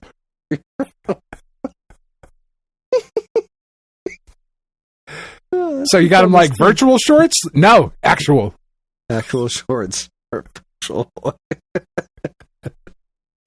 Oh shit. Yeah, I'm in. Boy, what a good idea this is. I bet, dude, I'm not even gonna lie, 100% that sells out. Oh my God, you kidding me? I'd buy them 100%. And I know other Virtual Boy fans are crazy like me. So a little pair of shorts you could put on your Virtual Boy. Yeah, absolutely. Would you customize them? Like, would you do I could just I could go up to Ellie's, dollhouse and stuff, and just grab American Girl doll shorts. I bet they would. No, that's not nearly as fun though. No. I mean, I'm thinking they have to be designed to have ridiculous Virtual Boy related stuff. Well, but I'm thinking for the holidays, you dress up your Virtual Boy what February's coming up. Maybe some heart. Yeah, some heart, some Maximo or fucking Sir Arthur kind of boxers, shorts. Throw those on there. And then what do you got in March? St. Patrick's Day? Oh, you throw fucking green leprechauns right on there, or a little drink till she's Irish fucking thing on it. Virtual Boys like your annoying uncle? That's cool. Fantastic. All right, well, that's what's going to be new at Stone Age Gamer. Goddamn right. Which means it's time for my favorite segment, your favorite segment, everyone's favorite segment. Pull up your shorts for week old news. Welcome to week old news. They have to be jorts. Pull up your virtual jorts. Welcome to week old news, where we talk about all the news that was new a week ago. Hot off the presses, Stone Age Gamer now carries virtual jorts. Actual jorts for your virtual boy. Shit. Oh, man. Good stuff. Yeah. Go Nintendo reports the 28th Annual DICE Awards finalists revealed, and the nominees are a whole bunch of stuff I didn't play. No. Shock. Yeah. Shocking. No, I mean, these are the DICE Awards. These are, relatively well-regarded things. A bunch of categories. I didn't see anything in here and be like, oh, that's a bunch of fucking bullshit. I just looked at things and said, well, that's definitely something I didn't play. Like, Outstanding Achievement in Animation, Call of Duty Black Ops 6, sure. I'm sure it has great animation. I mean, Astrobot is in that category, and I can say that definitely has that. Yeah. Outstanding Achievement in Art Direction. This one kind of confused me. Lego Horizon Adventures? Huh. I mean, it's an interesting take on it, and to, like, translate that world, I guess. I guess. I don't know. I got nothing. That's cool. Yeah, but there's a whole lot of categories. I'm not going to go through them. Outstanding Achievement in Game Design, Balatro, like, was it Animal Will, Astrobot, Balatro, Helldivers, and UFO 50. There's a Game of the Year. Game of the Year nominees are Astrobot, Balatro, Black Myth Wukong, Helldivers 2, and Indiana Jones and the Great Circle. Apparently, I got to play this Black Myth Wukong game. I think it looks really dumb. I just have no interest in that game at all. Yeah, I mean, I really didn't either, but I like there's a lot of I like the Wukong story. Like, it's a cool story. Legend of the Monkey King and the whole thing, like that. I know the story. Like, I played games on it. I don't know. Whatever. I'm vaguely interested in the Indiana Jones game, honestly. I wasn't before, but now I vaguely am. Vaguely. Yeah. I don't know. Tiff's going to make me play it, so it doesn't matter. It doesn't matter if I'm interested. I love Indiana Jones. I'm not loving the Star Wars game. I didn't really think twice about not playing any Jedi Survivor this week. Probably because it's so goddamn broken on the Xbox One, but we'll see. Moving right along, Nintendo Life reports Nintendo and Lego are collaborating on a new Game Boy set. Yeah, that's awesome. Yeah, can't wait to see what it looks like. I'm sure it's going to be expensive as hell. Just like I'm the sure NES I'm not going to have the it. Atari 2600. Yeah, exactly. This is something for people richer than me. But I have original Game Boys, so I can just like pretend. Just look at it. Yeah. I'll just stick a bunch of little nubs on them. It'd be great. Nailed it. Anyway, this story makes me very happy because I very intentionally did not report last week when it was making the news rounds about how we're never going to get a Punch-Out game again. Right. Because it was confirmed that some dude who worked on the game was like, nah, it was a huge deal with the characters, and Nintendo just doesn't want to do it anymore. Well, Time Extension reports Punch-Out characters aren't to blame for the series hiatus after all. They actually went and did some reporting. They contacted Next Level employees, and they were just like, no, that's not what happened. There was just never a plan to make a sequel. We all moved on to other things. That was the end of that. Let's see. Shocking. Actual reporting and not just clickbait bullshit. Yeah. It's weird. Let's see. We faced quite a few challenges on the Wii version in regards to avoiding perpetuating cultural stereotypes, says one of these sources. Mm-hmm. Things like Great Tiger's mysticism or Aaron Ryan's brisk Irish mannerisms just made the cut after lengthy debate. Previous characters like Kid Quick were cut due to their dated representation and instead replaced with more modern original characters like Disco Kid. Some stereotypes we actually leaned into, like Bear Hugger, since we are a Canadian developer and felt more comfortable doing so. So Punch-Out's not dead. They cleared all this stuff with Nintendo. I don't remember there being any pushback when this game came out. Like, no, because man, see, sometimes this is where I do have an issue with like, it's okay. You know what I mean? Like, it's okay. You go back and you play Punch-Out, and it's okay. It's fine. Are there some outdated stereotypes? Yeah. Is that okay? Yeah. It's fine. It's okay. You don't have to like be so politically correct, PC, like whatever, you know, you want to do. Like, obviously, there's certain things that, like, you wouldn't put a character in blackface. Like, okay, yeah. If anybody suggested that would be absurd, you know. But like the Irish guy being a bit broguish, like, yeah, that's the joke. That's the joke. That's fine. That's I don't think it. any Irish people are going to look at it and be like, nope, that's not the way we are at Fuck you, all. Nintendo! I will never buy a fucking, you know, god damn it. This is coming from the company whose mascot says, it's a me. It's a me. But like the thing with the especially the Punch-Out Wii, like, they were real thorough in, like, you know, everybody actually speaks their native languages. Like, they were pretty thorough with making these characters. Let's see, the article here says, one source who worked on the game, for instance, told us, quote, I don't recall any negative feedback from the public around stereotypes after launch, nor have I seen anything since. So I don't believe that is a valid reason to prevent another version being made. Another source, meanwhile, added, the only major controversy I recall was the Sailor Moon manga issue, which I'm sure you've heard about, but nothing directly related to the stereotypes or cultural representations of the characters. Yeah. Like, the only fucking controversy... The Sailor Moon manga thing, that was kind of funny. Like, somebody was, I think, Boundary Break found it, because, like, if you turn the camera around, the manga that Piston Hondo is reading has actual pages of Sailor Moon, which is, like, copyrighted material. Yeah, like, you can't do that, you know.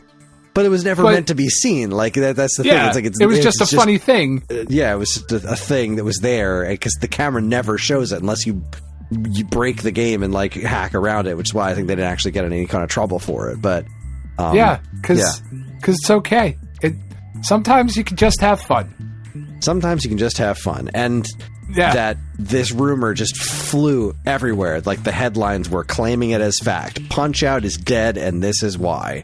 And, like, but it's not. If you read the story, it said someone supposedly got drunk at a bar once and told this story to somebody who apparently this guy worked at Next Level at some point, and this is what happened. And, like, it just got, the misinformation just got spread around like it was fact, just like that.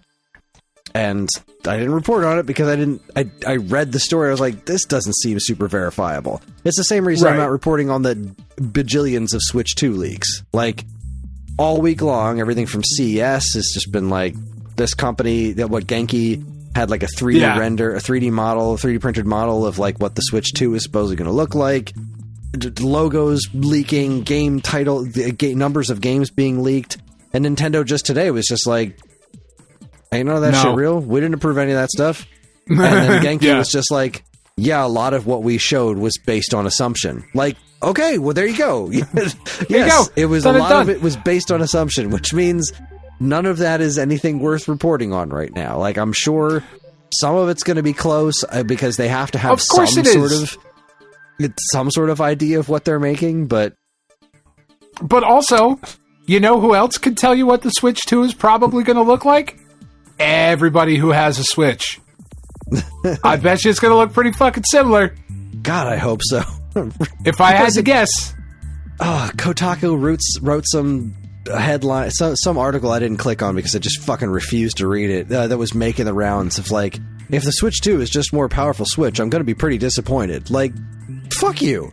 That's exactly what I want. That's exactly what almost everybody wants. The Switch is great. I want that, but stronger, maybe a little bit, some nicer little upgrades here and there. Like, that's what every game says. That's a PS5 is a nicer PS4. I know. What are you fucking complaining about? Nintendo's not going to reinvent the industry every single time, and I don't want them to. They hit gold with this thing. Let's let this ride for a little while longer. I don't want to stop playing games like this. Yeah, it's going to be a slightly bigger screen, maybe. It's going to be a brighter screen, because that's like the big tech thing right now is the fucking brightness wars. So I would bet dollars to donuts it'll be brighter, but it's going to have Joy-Cons, and probably a bigger hard drive and a faster processor. Like, this isn't fucking news, man. Like, they're not going to all of a sudden, nope, Switch 2, it's a circle. You're playing on a fucking oscilloscope. That's what we did. We thought, This You is the gotta direction. control the games with your feet. This is the direction the industry is moving. It's got Feet-powered legs, games. comes with its own shorts. That's right. We fucking sell it with its own. The launch GameCube edition had a handle. has the This one's fucking. got shorts. It's got the day one edition shorts in it. You thought your PlayStation 5 faceplates were nice? Check these Oh, fucking boy. shorts out. Face fuck, right? Get out of here. Shorts. Real denim. Speaking of weird-ass handhelds, Time Extension reports Capcom and Bandai Namco are joining forces for this massive handheld. Now, when I read the headline, I was like, oh, so it's like a big deal? Like, no, it's just fucking huge. Yeah. Have you seen this picture? I have. It's tiny little hand holding this, like, just, I mean, this thing is enormous. I don't understand. It's a fucking Sicilian pizza. It's a full Sicilian fucking pie. Like, okay. And that's it's too got much. another gigantic device that I can play Street Fighter 2 on. I guess. Yeah. This Well, it's the massive same- did you- Switch-style portable comes preloaded with over 100 classic arcade and home console titles, including Pac-Man, Galaga, Pole Position, Dig Dug, Street Fighter 2, Mega Man, Final Fight, and 1942. Okay, sure. I mean, I know it doesn't come preloaded with them, but with a little bit of work, a Steam Deck also has those. Just putting that out there in case anybody is on the fence. You know what else has all those? Nintendo Switch. Yeah, that too. I don't know if all Not 100 the Switch games, 2, though. But definitely the ones listed here are all readily available on the Switch. Switch 2's got Jorts and Vectrex library. That's it. Oh, That's all yes. you get. All of our games that have vector-based. Star Fox 3. Red Alarm. Oh, God. Virtual Boy Red Alarm. And shorts. Everything's red. Everything's red. Even the Everything's wearing jorts. shorts. All characters in-game What? will now wear jorts. Why is Mario? Why does his pants stop above his knees? Don't fucking question me. We're Nintendo, goddammit. You just wait. Next week, you're going to see a picture of the new Halo fucking Master Chief out there rocking some jorts over the Spartan armor. It's the new Tactical dress jorts. code at Nintendo Corporate. Jorts. Why do the Pikmin have jorts on? They're so tiny. No jorts are too small. Push Square reports GameStop shutters large number of U.S. stores with usual tact. Yeah. In other news, water is wet. Like, I mean, it's just unsurprising. Reddit post. So GameStop corporate won't even acknowledge store closures. Business as usual. So let's see. Doomed Shocking. to repeat the same cycle, many GameStop stores have been shuttered across the U.S., and the crypto vultures are already circling. Over the past few days, a steady stream of reports of unofficial layoffs have been shared in the GameStop subreddit, with more every hour. The company has yet to make an official statement, and we're left feeling like it's 2021 all over again. Yeah, GameStop's not doing so good. Still, physical video games in general aren't doing so good, and GameStop is just kind of evil to begin with. So, I mean, they are. Yeah, it's a weird place to be in, right? Because fuck GameStop, like coming and going. But also, like, yeah, we're losing. You know, they do still carry games. they do. You have to look for Unlike them. Best but- Buy, you know. Yeah, it's behind the action figures and the T-shirts and the baseball cards, but they're there. Yeah. Yeah, I don't know. But also, fuck GameStop. Yeah. You know. My local one's still around. I was out running errands today, and I was like, I wonder if my local GameStop is closed. Nope, still there. All right. I walked in. I listened to the people behind the counter complaining about various things. I think they said they said the word Paldea at one point, so they were talking about Pokemon. Then I left. Yeah, I mean, that tracks. Every now and again, I pop into a GameStop, and they're like, hey, man, how you doing? Would you like to pre-order? I'm like, nope, shut up. Don't fucking even make eye contact. I don't want to pre-order shit. Yeah, I'm not here for you. I'm here to see if you have fucking Christopher Reeve Superman. They had a ton of amiibo, which was pretty cool. That is cool. Nothing that I needed, but they had just a lot in stock, and that was kind of neat. You know, I like seeing those around. Anyway. Do you have a retro? Is it one of the retro ones that has like older games and shit? Nope, not at all. It's just I don't know if I have one regular of those ass GameStop. I don't have anything near me anymore. Level Up's gone at the end of the month. They're cleaned out. I went over there to check them out, and there's nothing left. And I went in and said my goodbyes to folks who work there. But I saw a Reddit on the South Jersey Reddit. There was a post about Level Up closing. And most people in the subreddit were like, "Yeah, that makes sense. Everything there was really overpriced." Well, okay. Nah, people are just cheapskates. At least their game prices weren't overpriced. They were priced like around what you would get them for on eBay. You know, their prices seemed fair enough to me. I bought stuff from them plenty of times. No, but you know, it's that whole mall is just that whole mall is just a. It's the dirt mall now. There is no good mall. Man, I love the dirt mall. That place was fucking awesome. Shore Mall's gone. That was the dirt mall around here, and now now the Hamilton Mall is just sadness. Anyways, moving right along. Is the Chi-Chi's still there? This is riveting radio. Oh God, no! Chi-Chi's have been gone for ages. It's an Indian restaurant now. No, does Chi-Chi's restaurant still exist? I don't know. I don't think they do. I'm going to find out while you're talking. The closest retro GameStop to me is in Philadelphia, which means I'm never going. Let's see. Next story. I'll see if there's a Chi-Chi's anywhere. Food. Let's see. It's Tex-Mex restaurant chain. In Europe, they don't. I think they just do. Defunct. It's of 2004. Goodness gracious, they've been defunct for over 20 years. Yeah. I don't know. Forbes. Here's an article from. What a fucking podcast this is. No, I'm not disabling my ad blocker, Forbes. Fuck you. On December 9th of last year, Chi-Chi's is coming back. But can it find a seat at today's table? Fuck yeah, it can. Because any one of us who is around the age we all are will see, is that a fucking Chi-Chi's? Are you shitting me? I'm going in. And I'm getting some average-ass Mexican food. Hey, I love average-ass Mexican food. Hey, the problem I would go to Chi-Chi's once.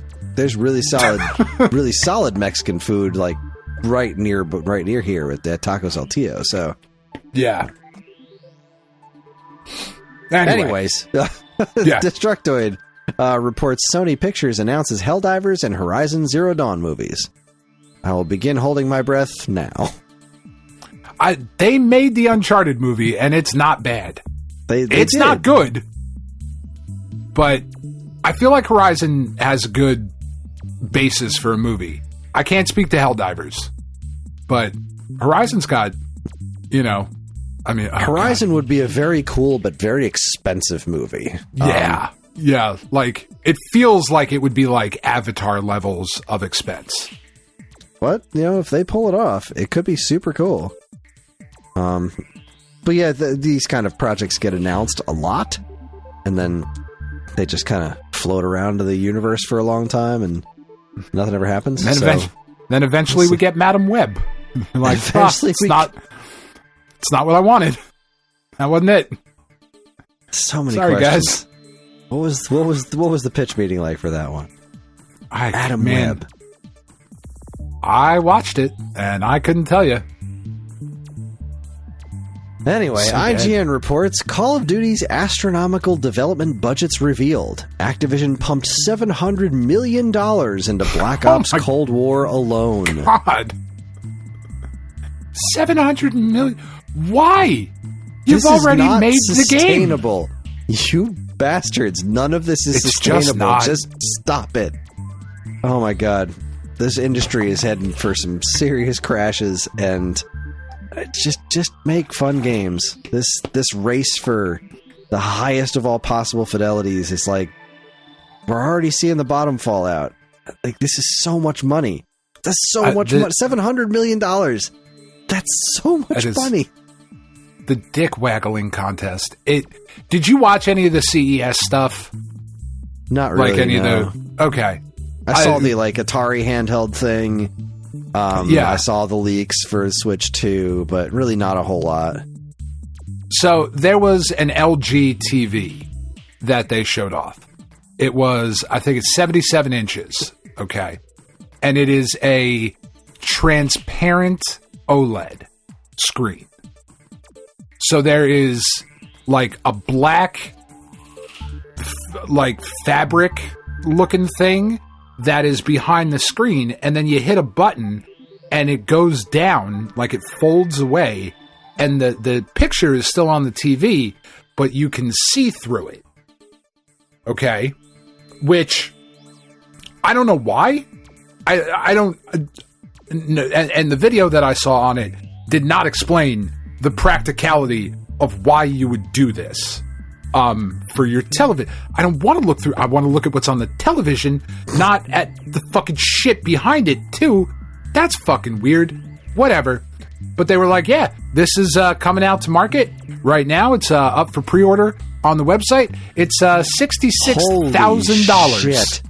I was like, $66,000 for a TV that doesn't do what a TV is supposed to. Who the fuck is this for?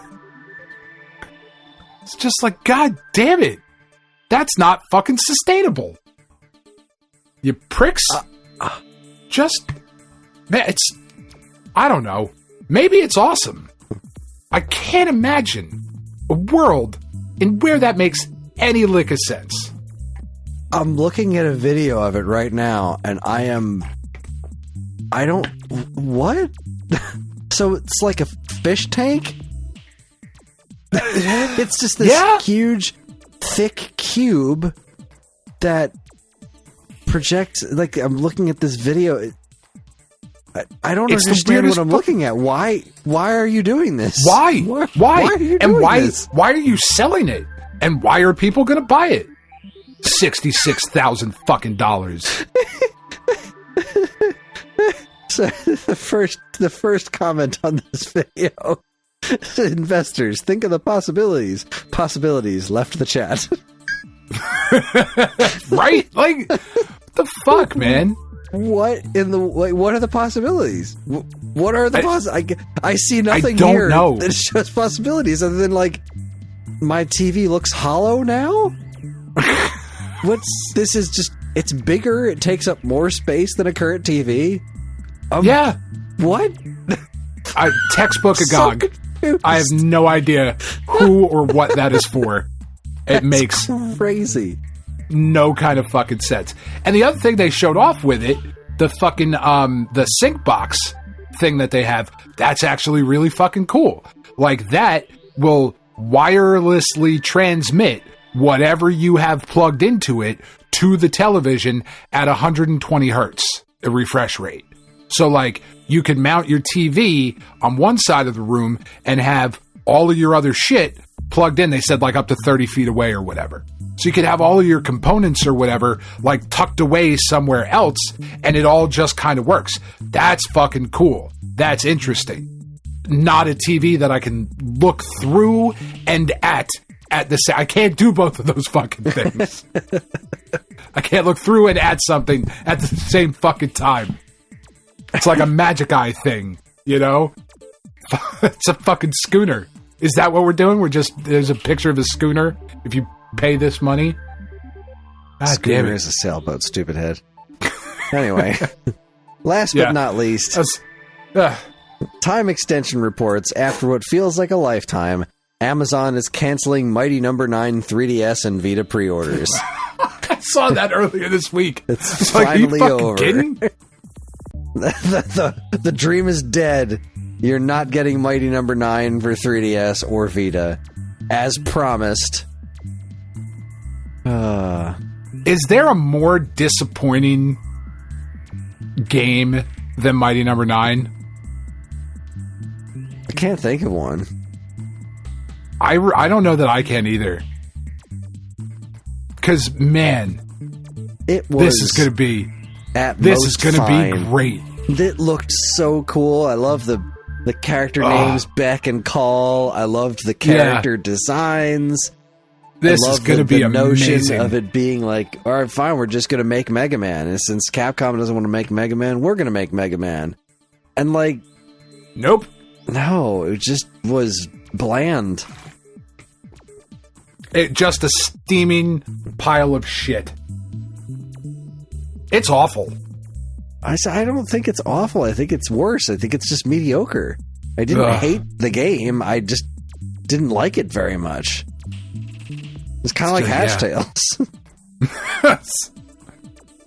It's like, well, this is fine.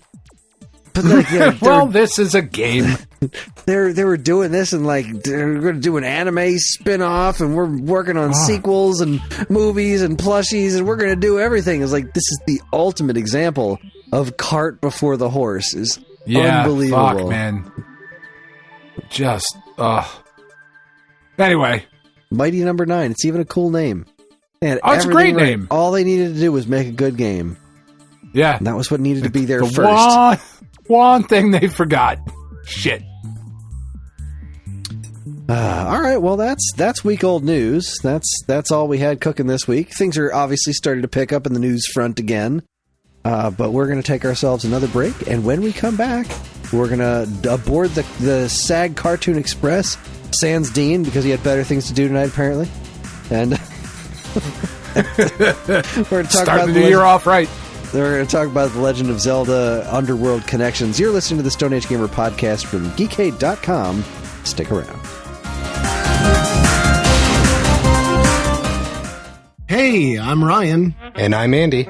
Neither of us are David Crane, but we are the hosts of David Crane's Amazing Movie Time. That's our monthly Geekade Patreon exclusive podcast that covers movies that are cult classics, weird, or just sometimes laughably bad. We ourselves have at least two of those qualities, so I guess it makes sense to hear what we think of those movies in retrospect. You can hear all that and more by becoming a Geekade Patreon supporter. And, as always, be kind, rewind.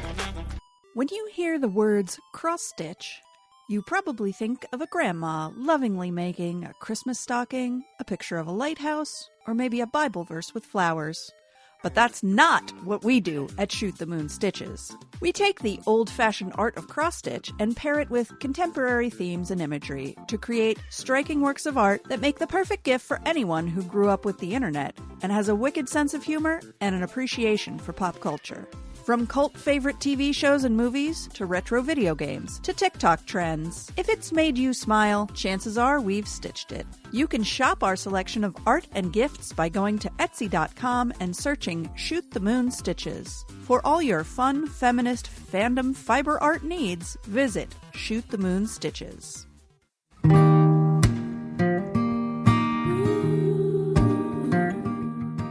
We are Safe at Home, the leading dog rescue in the heart of New Jersey.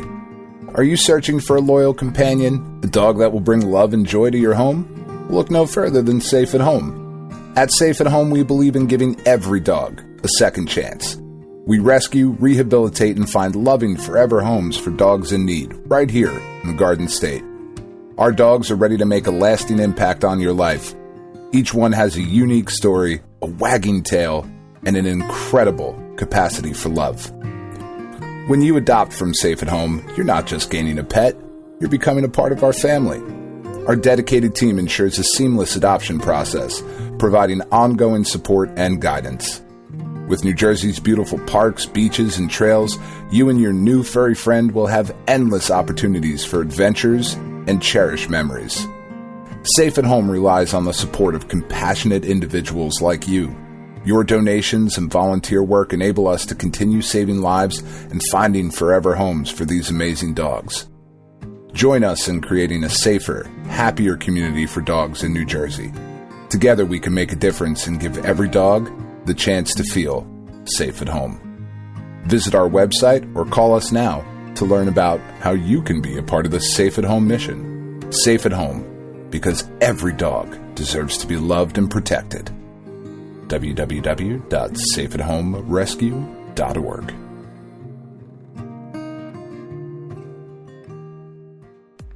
Do you enjoy the Stone Age Gamer podcast and other shows on the Geekade Podcast Network?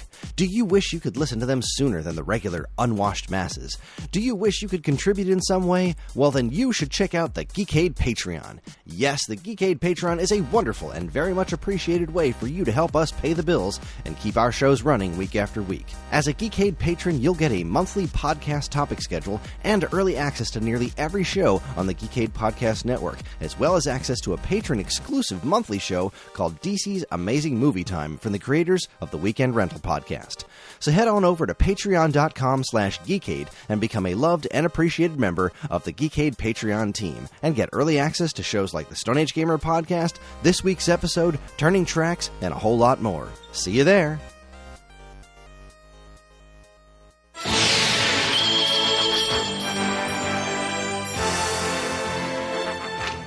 The Triforce of Wisdom, Link. The evil wizard Ganon has the Triforce of Power.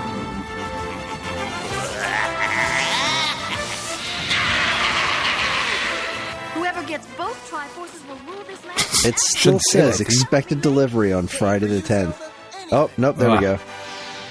Your item was delivered at the front door at 9:16 p.m.? That was 10 minutes ago, Chris. Go! All Go! Right. Hold on. All right, everybody. Go.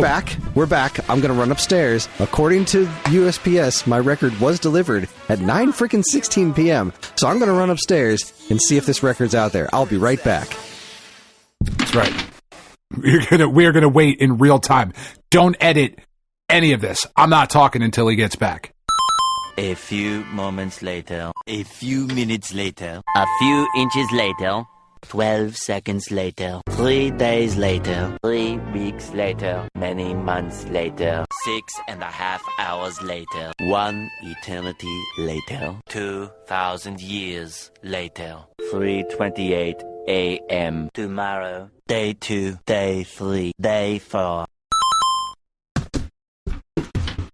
So, I went upstairs, and I looked out the window, and the mailman was there dropping stuff off. Huh. It wasn't just this package. It was all of our mail. Got delivered at 9:16. He's got a flashlight strapped to his head and everything. Got the new issue of Nintendo Force here. And I've got... Oh, good. I was able to help Nintendo Force get a review code for the Power Rangers Rita's Rewind. Nice. About that. I'm sad that I didn't get the review code, but whatever. I helped them get it. So let's see. I mean, obviously, we want to hear about the Super Mario World record, since this is a video game podcast. But that's right. If this other box is what I think it is. Yeah. What? Whoa. 2 of them? I ordered the nose hair trimmer for myself. Oh, so exciting. There's 2 of them, though. That is good. Why is there 2 of them? One for each nostril? Yes, like, obviously. Double fist in this? Why did I order 2 of them? That's what she said. That doesn't sound right. I don't think I ordered 2 of them. Maybe I did. Maybe I need to return one. Let's see, orders. It still says... It looks like it's 1. Where would I even find out if I ordered 2 of them? Did you order it from Amazon? I did. They are known to sometimes fuck up. Oh, and no, because it's Amazon. 2 of them. Oh, that's weird. I placed an order on... Oh. I placed an order on December 30th, and I forgot that I ordered it because it didn't show up until now. Huh? How strange. All right, well, guess I'll return one of these. That's right. That's fun. All right, okay. Let's check out this record. But did the record indeed come? Okay. The record is here in a big, thick-ass mailer. And this is riveting podcasting right here. I'll try my best to explain what the Super Mario... All right, so this is cool as shit. All right, this mailer is pretty nice. So the record itself, the sleeve looks like the box art for Super Mario World, but it's not stretched in any way, shape, or form. It is all in the proper ratio, I guess is the right word. Okay. It's embossed. That's pretty cool. So, like, the Super Mario World logo and Mario on Yoshi are embossed. Oh, wow. The sleeve came empty and the records are in their own sleeves. The record is in its own sleeve out of it. I got this cool blue splatter one. Oh, this is very pretty. The middle on side A is Star Road. And then side B is Bowser and all the Koopa kids. That's pretty cool. Nice looking sleeve here. Oh, I can't wait to listen to this. I'm going to put this on in the morning. And what else is in here? We've got, this is pretty. It's got all the track lists on it. It's got bonus tracks. SSBM, Smash Brothers Melee, I have to assume. That's pretty cool. So yeah, there's all the Super Mario World soundtrack. Side A, side B. Yeah, all right, so it's two sides. Got some cool artwork on here. That's pretty nice. So this is like the first in what they're doing is a whole collection of these. The next one they're doing is Super Mario Brothers 3. And they're going to keep going through all the Mario games and the classic Mario games up until they're done, and they're going to release a box to put them all in, which is pretty snazzy. Up until Nintendo finds out and shuts them down. Yeah, so I'm not counting on them making it all the way through. But as long as they keep making them, I'm probably going to keep getting them. Like, were they very expensive? I mean, you don't have to say how much if you don't want to. No, it was about, I think it was like $35, $40, something like that. Okay, so, that's not bad. Yeah, not too far off from a regular record that I would buy. So, this is very pretty. That's really exciting. So the next one they're doing is Mario 3. I already have a vinyl of Mario 3, but really? This one looks nicer and has some other bonus tracks on it, so I might get it just to kind of. I have a different bootleg Mario 3 album, which is nice. It's nice. It's not like amazing, but it's pretty solid. I'm probably going to pick up this other Mario 3 just to make it match, because these are all going to be a really nice looking set. I just hope they get through to what's the order they were going through? Mario World was first. Mario 3 is next. Then they didn't put up a schedule. The one after Mario 3 is going to be Yoshi's Island, which is that's a big one for me. I've got to have that one. Where is it? Come on, where are you? All right, I can't freaking find it. But they're eventually going to do one that has Mario Land and Mario Land 2 on it. And I need that. I need that. Yeah, for sure. I definitely need that one. They were all.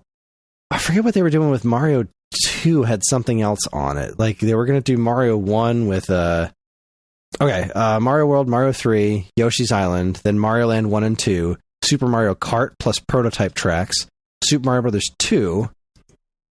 Which there's not a lot of music in Super Mario Brothers 2, so I'm curious what else is going to be on that. Like, because all these other ones like Super Mario Kart plus prototype tracks, Super Mario Land, like.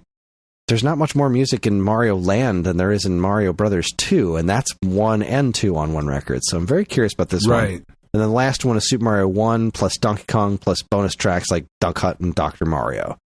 So that's pretty awesome. That is pretty awesome. I want all of those. So I guess we'll see where this goes. But this Super Mario World one, I will be listening to that tomorrow morning while I'm mopping my kitchen floor. Right on. Very exciting. So excited. Weird to get mail at 9:00 at night. Really is. But anyways, Stone Age Gamer Cartoon Express. What we're doing is we're watching old video game related cartoons once a month, and we're going to doing it on a very random basis. We have collected a list of all the cartoon series that were based on video games throughout the 90s, basically. The 90s and older. We were considering adding some newer ones. I don't know where we land on that. But either way, with the rule that we're changing this year is that, because we only did a handful of them last year, we're only doing one episode from each show. Each show can only be represented once. And there will be no repeat episodes. We didn't run into that last year, but we're definitely not going to run into it this year. We're going to randomly select the show and then randomly select the episode. And then there won't be any repeats. And then I think we're planning on ranking them as this goes along. Everybody loves a good rank. Yeah, ranking is fun. That's right. So, what we have here for today, for the first stop on the SAG Cartoon Express of 2025, is The Legend of Zelda. Legend of Zelda, Season 1, Episode 7, Underworld Connections, originally aired October 20th, 1989. The Legend of Zelda was kind of its own show, but kind of not. The way this worked was it was part of the Super Mario Brothers Super Show, and every Friday it would be The Legend of Zelda instead of the Super Mario Brothers cartoon. But the Legend of Zelda episodes had the Mario bumpers, in and out of them. Just instead of cutting to the cartoon Super Mario, they would cut to The Legend of Zelda, which is super fun. This one, the bumpers were super interesting. The bumpers, I'm pretty sure this was collected right on the Plex server that I was watching, but the bumpers were Inspector Gadget related, which was pretty neat. Yeah. This was an interesting enough episode of the show. The plot was basically Link is sleeping one night and he's ghost sleepwalking, and Zelda tries to wake him up, and then a couple of Vyres show up to steal the Triforce of Wisdom, which is the whole plot of the show is Ganon's always trying to steal the Triforce of Wisdom to pair it with the Triforce of Power and take over Hyrule. But the Triforce was too big for the Vyres to carry, so they blew it up and split it into 3 shards. Link was able to keep one of them, and then the other Vyres got away, but then they, through some complete, utter nonsense, they were able to shoot arrows through the Triforce and kill the Vyres, who then dropped them in like a lake and in some lava, and then they went on an adventure to go find them, eventually facing off against Ganon, recollecting the piece of the Triforce together, and making it home to live happily ever after for another week until Ganon tries some other new nonsense. What did you think of this episode? So I have always found this show to be just fucking delightful. Same here. I really honestly, enjoyed this. truly, I love this show. Always have. And as I watched it with the family today, I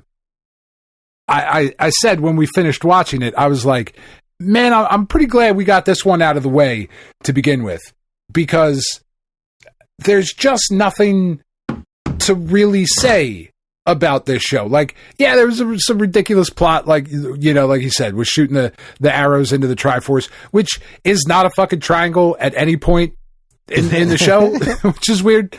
It's a pyramid. It's a pyramid is triangle related. It's a chase. But man, I've just always really enjoyed this show. I did not. The only thing, like, really, I think to bag on it for, which is like the funny part of this segment, is I just didn't remember how many fucking times he says, "Excuse me, princess." It was 4.5 in this episode. Yeah. Because she does cut him off at one point. He gets, "Excuse me, and then she starts talking. This was, it was also interesting. So I also always loved this show. But it's also one that I found relatively easy to go back to. Like, it's not high art or anything, but it's one of those, like, the voice cast is good. They're all having fun, like, making the show. Yep. You can tell. But when I was a kid, I was such a Nintendo nerd. I was so hyper-focused on Nintendo as just, like, my ultimate in imagination as a kid. So, like, every day after school, every single day was the Super Mario Brothers Super Show. But I lived for Friday afternoons for The Legend of Zelda, because nothing in my world was bigger than The Legend of Zelda when I was a kid. That was like Zelda, Mario, Voltron, and Gumby were like the things. Yeah. Gumby when I was a bit younger, but, like, man, those things were just, they loomed so large in my brain as a kid. And this show is always a source of fascination for me because, it introduced the Mario Super Show. Was always like, they go on these weird madcap adventures that usually have something to do with, like, old movie stereotypes or something. But the Zelda show was like, it was an adventure show that was kind of sort of building on the existing lore. It was like, they weren't doing these, like, big plots, but it was like seeing the characters interact with they were going on adventures. It wasn't like a comedy show. It was like kind of an action show with a comedy slant.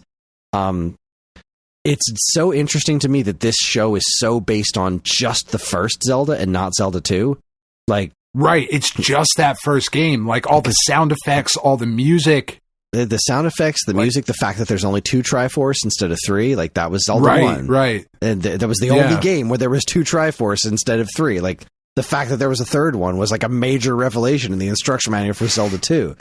And like, even though it is in fact called the Triforce. They were and triangles. Not the Duo Force. No, I know, but it's like, we probably should have seen that one coming. We probably should have just made 3 to begin with. That's pretty weird. Or that, yeah. But, oh my goodness. So my notes, the music. I've always loved the music in the show. I wish there was someone somewhere that had just the score from this show. Because it's this wonderful, like, synthesized 90s attempted orchestral versions of these Zelda songs. It's always sounded so super cool. And I always thought that the visual effect that they used on the Triforce itself was really neat. Like that kind of like... Yeah. Because, they don't just draw a triangle that's glowing. They have this, like, digital kind of, like, effect. Like, I have to assume it was just, like, it wasn't colored in on the animation cells. And so they had this, like, kaleidoscope light effect that they would lay the cells over that would make the Triforce look like it's glowing. Super cool looking. I've always thought that was a cool effect.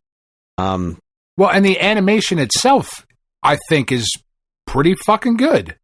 Considering the budget of this show and the age of this show, there was some pretty creative artistry on keeping Link's nightgown covering his junk while he was flopping around on that rope. Tiff did ask as we were, but like when he first goes over and he's sleepwalking to Zelda and she comes out and like is on the balcony and throws that fucking cup of, I mean, it looks like fucking a face full of cum, if we're being honest. Like, it really does. Like, what the hell was that? Yeah, I don't know what the fuck it is, but it's thick and white and gloopy, and she just boom right in the fucking kisser. But like, as soon as he walks over there, Tiff gets, she's like, "Why the fuck are her tits out?" Because there's like a couple frames of animation where there's a fucking side boob that is drawn. And I was like, I mean, it's a fair criticism for this weird kids show. Zelda's side titty is out. Link's nightgown was pretty short, and he definitely, I mean, we saw later that he was wearing underwear, but they didn't. But he definitely, when he got out of bed, he was not wearing that underwear. No, he put them on somewhere along the way. On that tightrope walk. Yeah, I definitely noticed that's like, Zelda's a robe was like nightgown. She wasn't wearing underwear. Like that was just not a thing that was drawn. That was definitely a robe, and she was just. Link almost comes off as a creep a lot in this show, but like Zelda clearly likes him too. Like yes, she like they have that kind of relationship where it's not Pepe Le Pew. It's like. He's always trying to get a kiss, but like she almost gives it to him a handful of times because like she clearly likes him too. Like it's not even thinly veiled. So that's nice. Playful in the way that we were allowed to do that. That entertainment was allowed to do it in the 80s and 90s. Like even if you go back and watch like a lot of sitcoms from that, like there's a lot of rapey shit. Yeah, in a lot of those shows, like there just is, and some hornball guy constantly trying to get a kiss from a girl, like that's just a thing. Like it was different. Media. It was different, and in a lot of cases, it wasn't handled very well. A lot of cases, it was just really fucking creepy. And I guess one of the things just from watching this episode that I appreciated so much is that it was a mutual thing. It wasn't as gross as it could have been. Right. Because, like, she wasn't always like, ew, get away from me, you perv. It was like, right.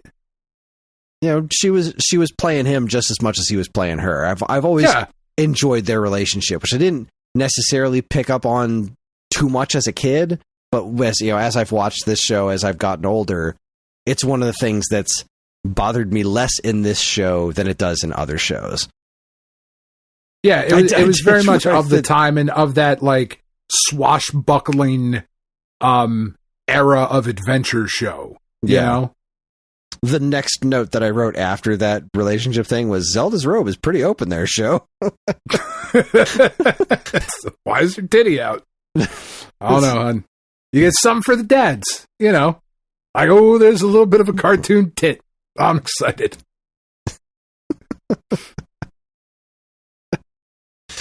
Oh boy, oh boy. Let's see. The sound effects. So yeah, this game is just absolutely chock full of sound effects from Legend of Zelda, which is super neat.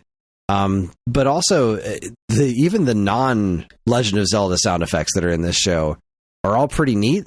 Like, I like how they put a degree of effort into trying to make sense of the world of the Legend of Zelda. Like the whole thing with his his satchel that has like the items shrink to go into his satchel.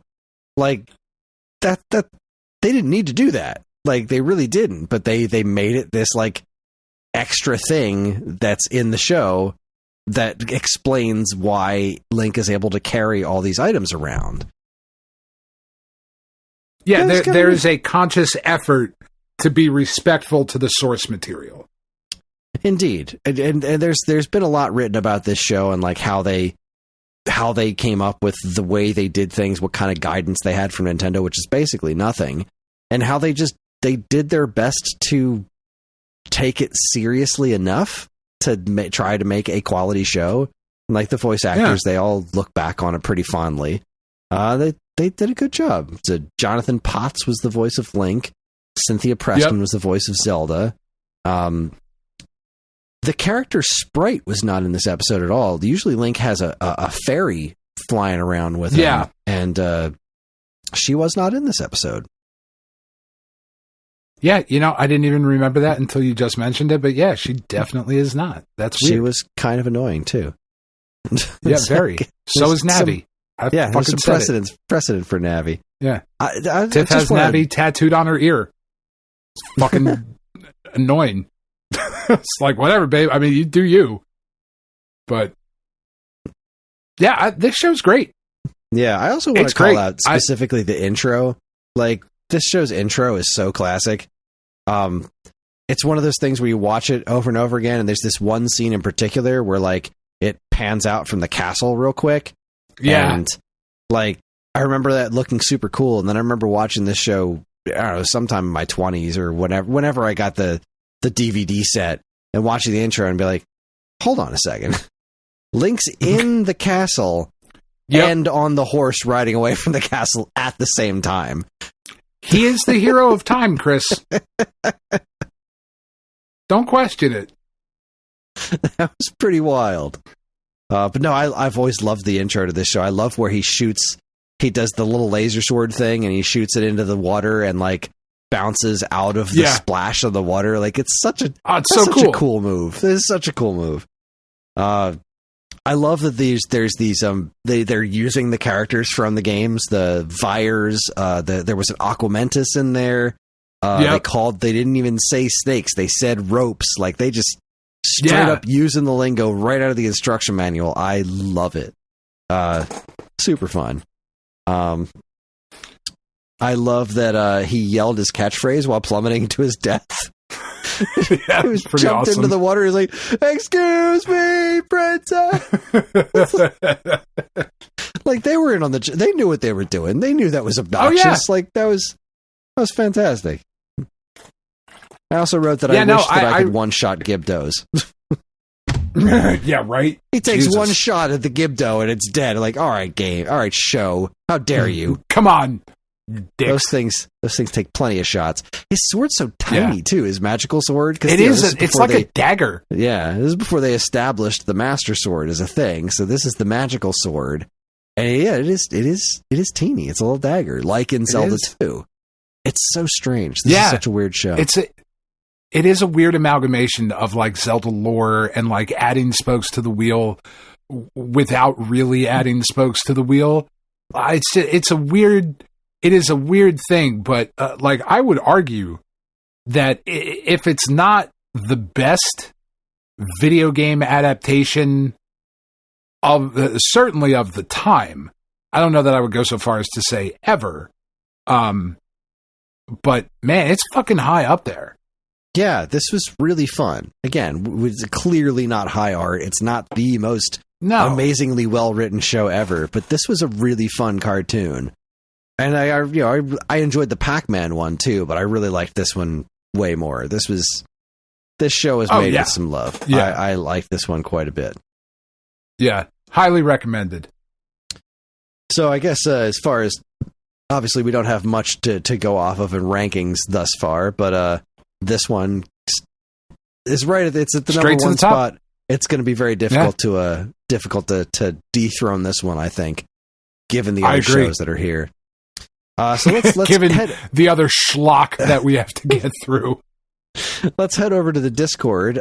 We had some talk about this show in our thread. So the SAG Cartoon Express. What do we got here?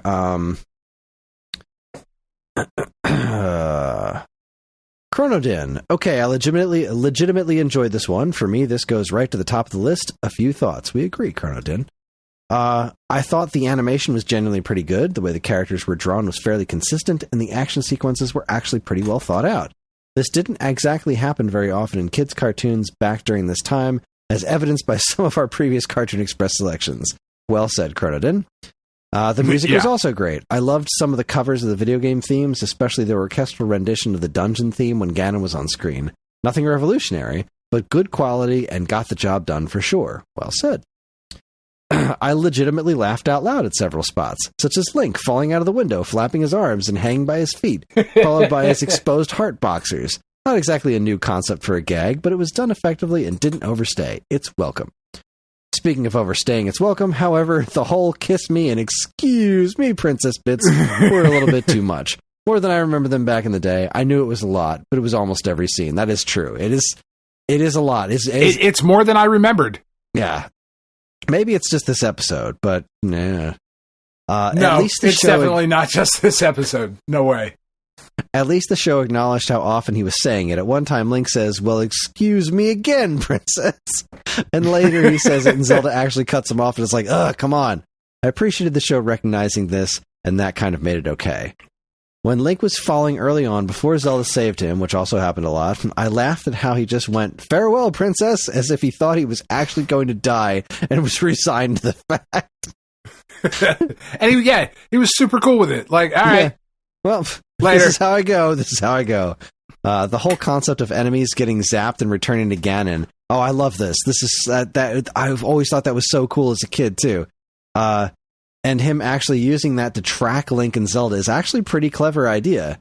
As is Zelda feeling the sides of the Triforce being wet on one side and hot on another. Cute dirty joke here. And they followed through with Ganon himself getting stuck in there with the other zapped monsters later. Yeah, I always loved that idea because, in the original Legend of Zelda, you walk onto a screen because it's all grid-based, and the enemies aren't already there. They show up in these puffs of cloud. And so the cartoon really played into that, as in, like, Ganon has this army of underworld minions that he summons out of this big tank thing and teleports them to attack it's cool. Link. It's pretty neat. Let's see. Early on, Link said the Triforce was too heavy for those monsters to carry, but then one almost carries Link himself out of the tower window. That's a good point. Fair. Ganon also might be overusing the whole snap teleport thing. Buddy, if you keep playing with it, it's going to fall off. Oh, Dude, my God. If you could teleport, you would never stop. Oh, my God. And the sound effect for him teleporting was so freaking cool. Like, sure, yes, it was completely gratuitous, but I did not care. Because, again, if I was Ganon in any situation, I'd just be teleporting literally everywhere. I got to go 3 feet to the left to teleport. Why bother walking? I can teleport. Yeah. Fuck my legs. Dude, you want me to do a couch to 5K? You figured out teleportation. Done. Sold. But yeah, overall, I really enjoyed this one a lot. My favorite show we've watched so far on the Express, no question. Hard agree. Love this show. Yep. Trashman says, I'm guessing after watching this that while Link is a hero, he's also the comedic relief in every episode. Why does Ganon keep snapping his fingers when monologuing? Link can always zap with his sword, even when he's taken damage, immersion broken. We saw the bones of Breath of the Wild's shield riding here. We did. He jumped over the fire by holding his shield down. That was pretty clever. Yeah. He goes on to say, well, I didn't dislike the episode. I have a vague recollection of seeing it 35-ish years ago on the Super Mario Bros. Super Show. Obviously, viewers would get more out of it if you're familiar with the games, and if you were watching the Super Show, you probably were. I found it interesting that Zelda was much less the damsel in distress and more an active protagonist. Overall, it felt average. Notes, excuse me, Princess Count 4.5. Well said. I think of it as slightly above average, especially on the grading scale of the SAG Cartoon Express. God, thanks for the feedback, Chronodin and Trashman.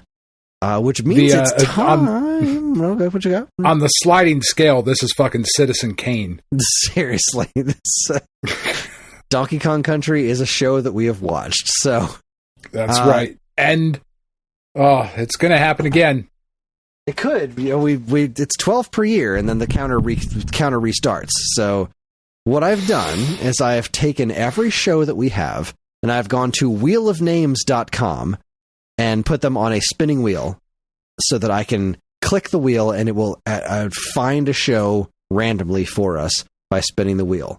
The shows that remain are Battletoads, Pac-Man, Dragon's Lair, Pole Position, The Super Mario Bros. Super Show, The Adventures of Super Mario Bros. 3, Super Mario World, Captain and the Game Master, Sonic the Hedgehog, The Adventures of Sonic the Hedgehog, Double Dragon, Mega Man, Darkstalkers, Earthworm Jim, Street Fighter, Mortal Kombat Defenders of the Realm, Wing Commander Academy, Donkey Kong Country, and Video Power.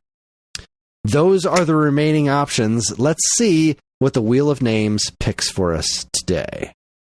It's spinning, it's slowing down. No whammy, no whammy, no whammy, no whammy. Down. Stop. Oh, I think you're going to be happy. Oh. The winner is Darkstalkers. We're going to be watching an episode of Darkstalkers. So now we're going to head over to the Plex. We're going to look up Darkstalkers and we're going to find out which episode. Darkstalkers. That is exciting. I've never seen this show before. Neither have I.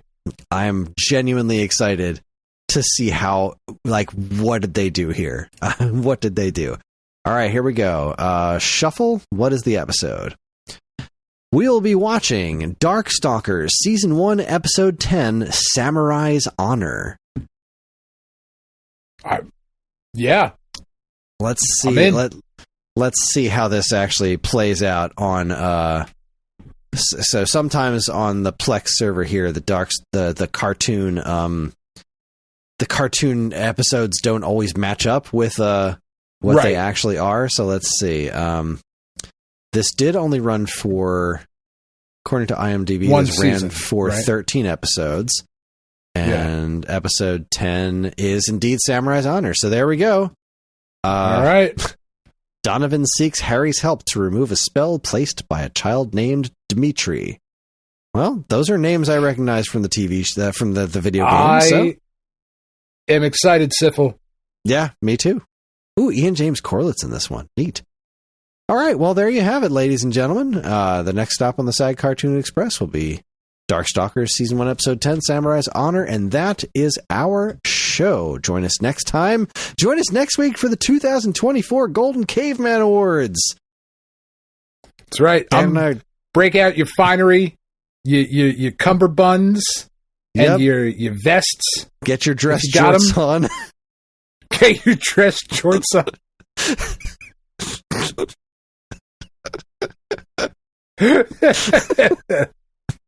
Do you wear sandals, or do you go mandals with the dress jorts, or do you go Crocs? Do you step it up a little bit? Bedazzled Crocs, obviously. Bedazzled Crocs with tons of gibbets, just lousy with fucking gibbets in sport mode. Certainly, fantastic. Yes, the Golden Caveman Awards. We're going to talk about our favorite games, our most notable games, maybe our least favorite games. Who knows? We'll make shit up because we always do. But it's our annual awards show, and it's going to be fun.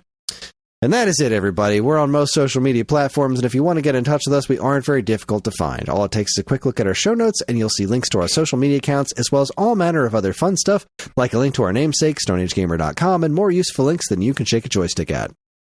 Excuse me. If you'd like to get early access to this show's episodes, as well as a bevy of other shows on the Geekade Podcast Network, check out our Patreon, also linked to in the show notes. It helps keep this show running week after week, and all our patrons are loved and appreciated. This show's theme song, Squared Roots, was written by Banjo Guy Ollie, and you can learn all about his wonderful music and more by following the link to his YouTube channel, also in the show notes. And finally, as always, especially this week, I would like to thank our intrepid editor, Evan, for making this show listenable for all you folks. I would like to thank all you folks for listening in the first place. That is it. On behalf of Dan and myself, keep playing games.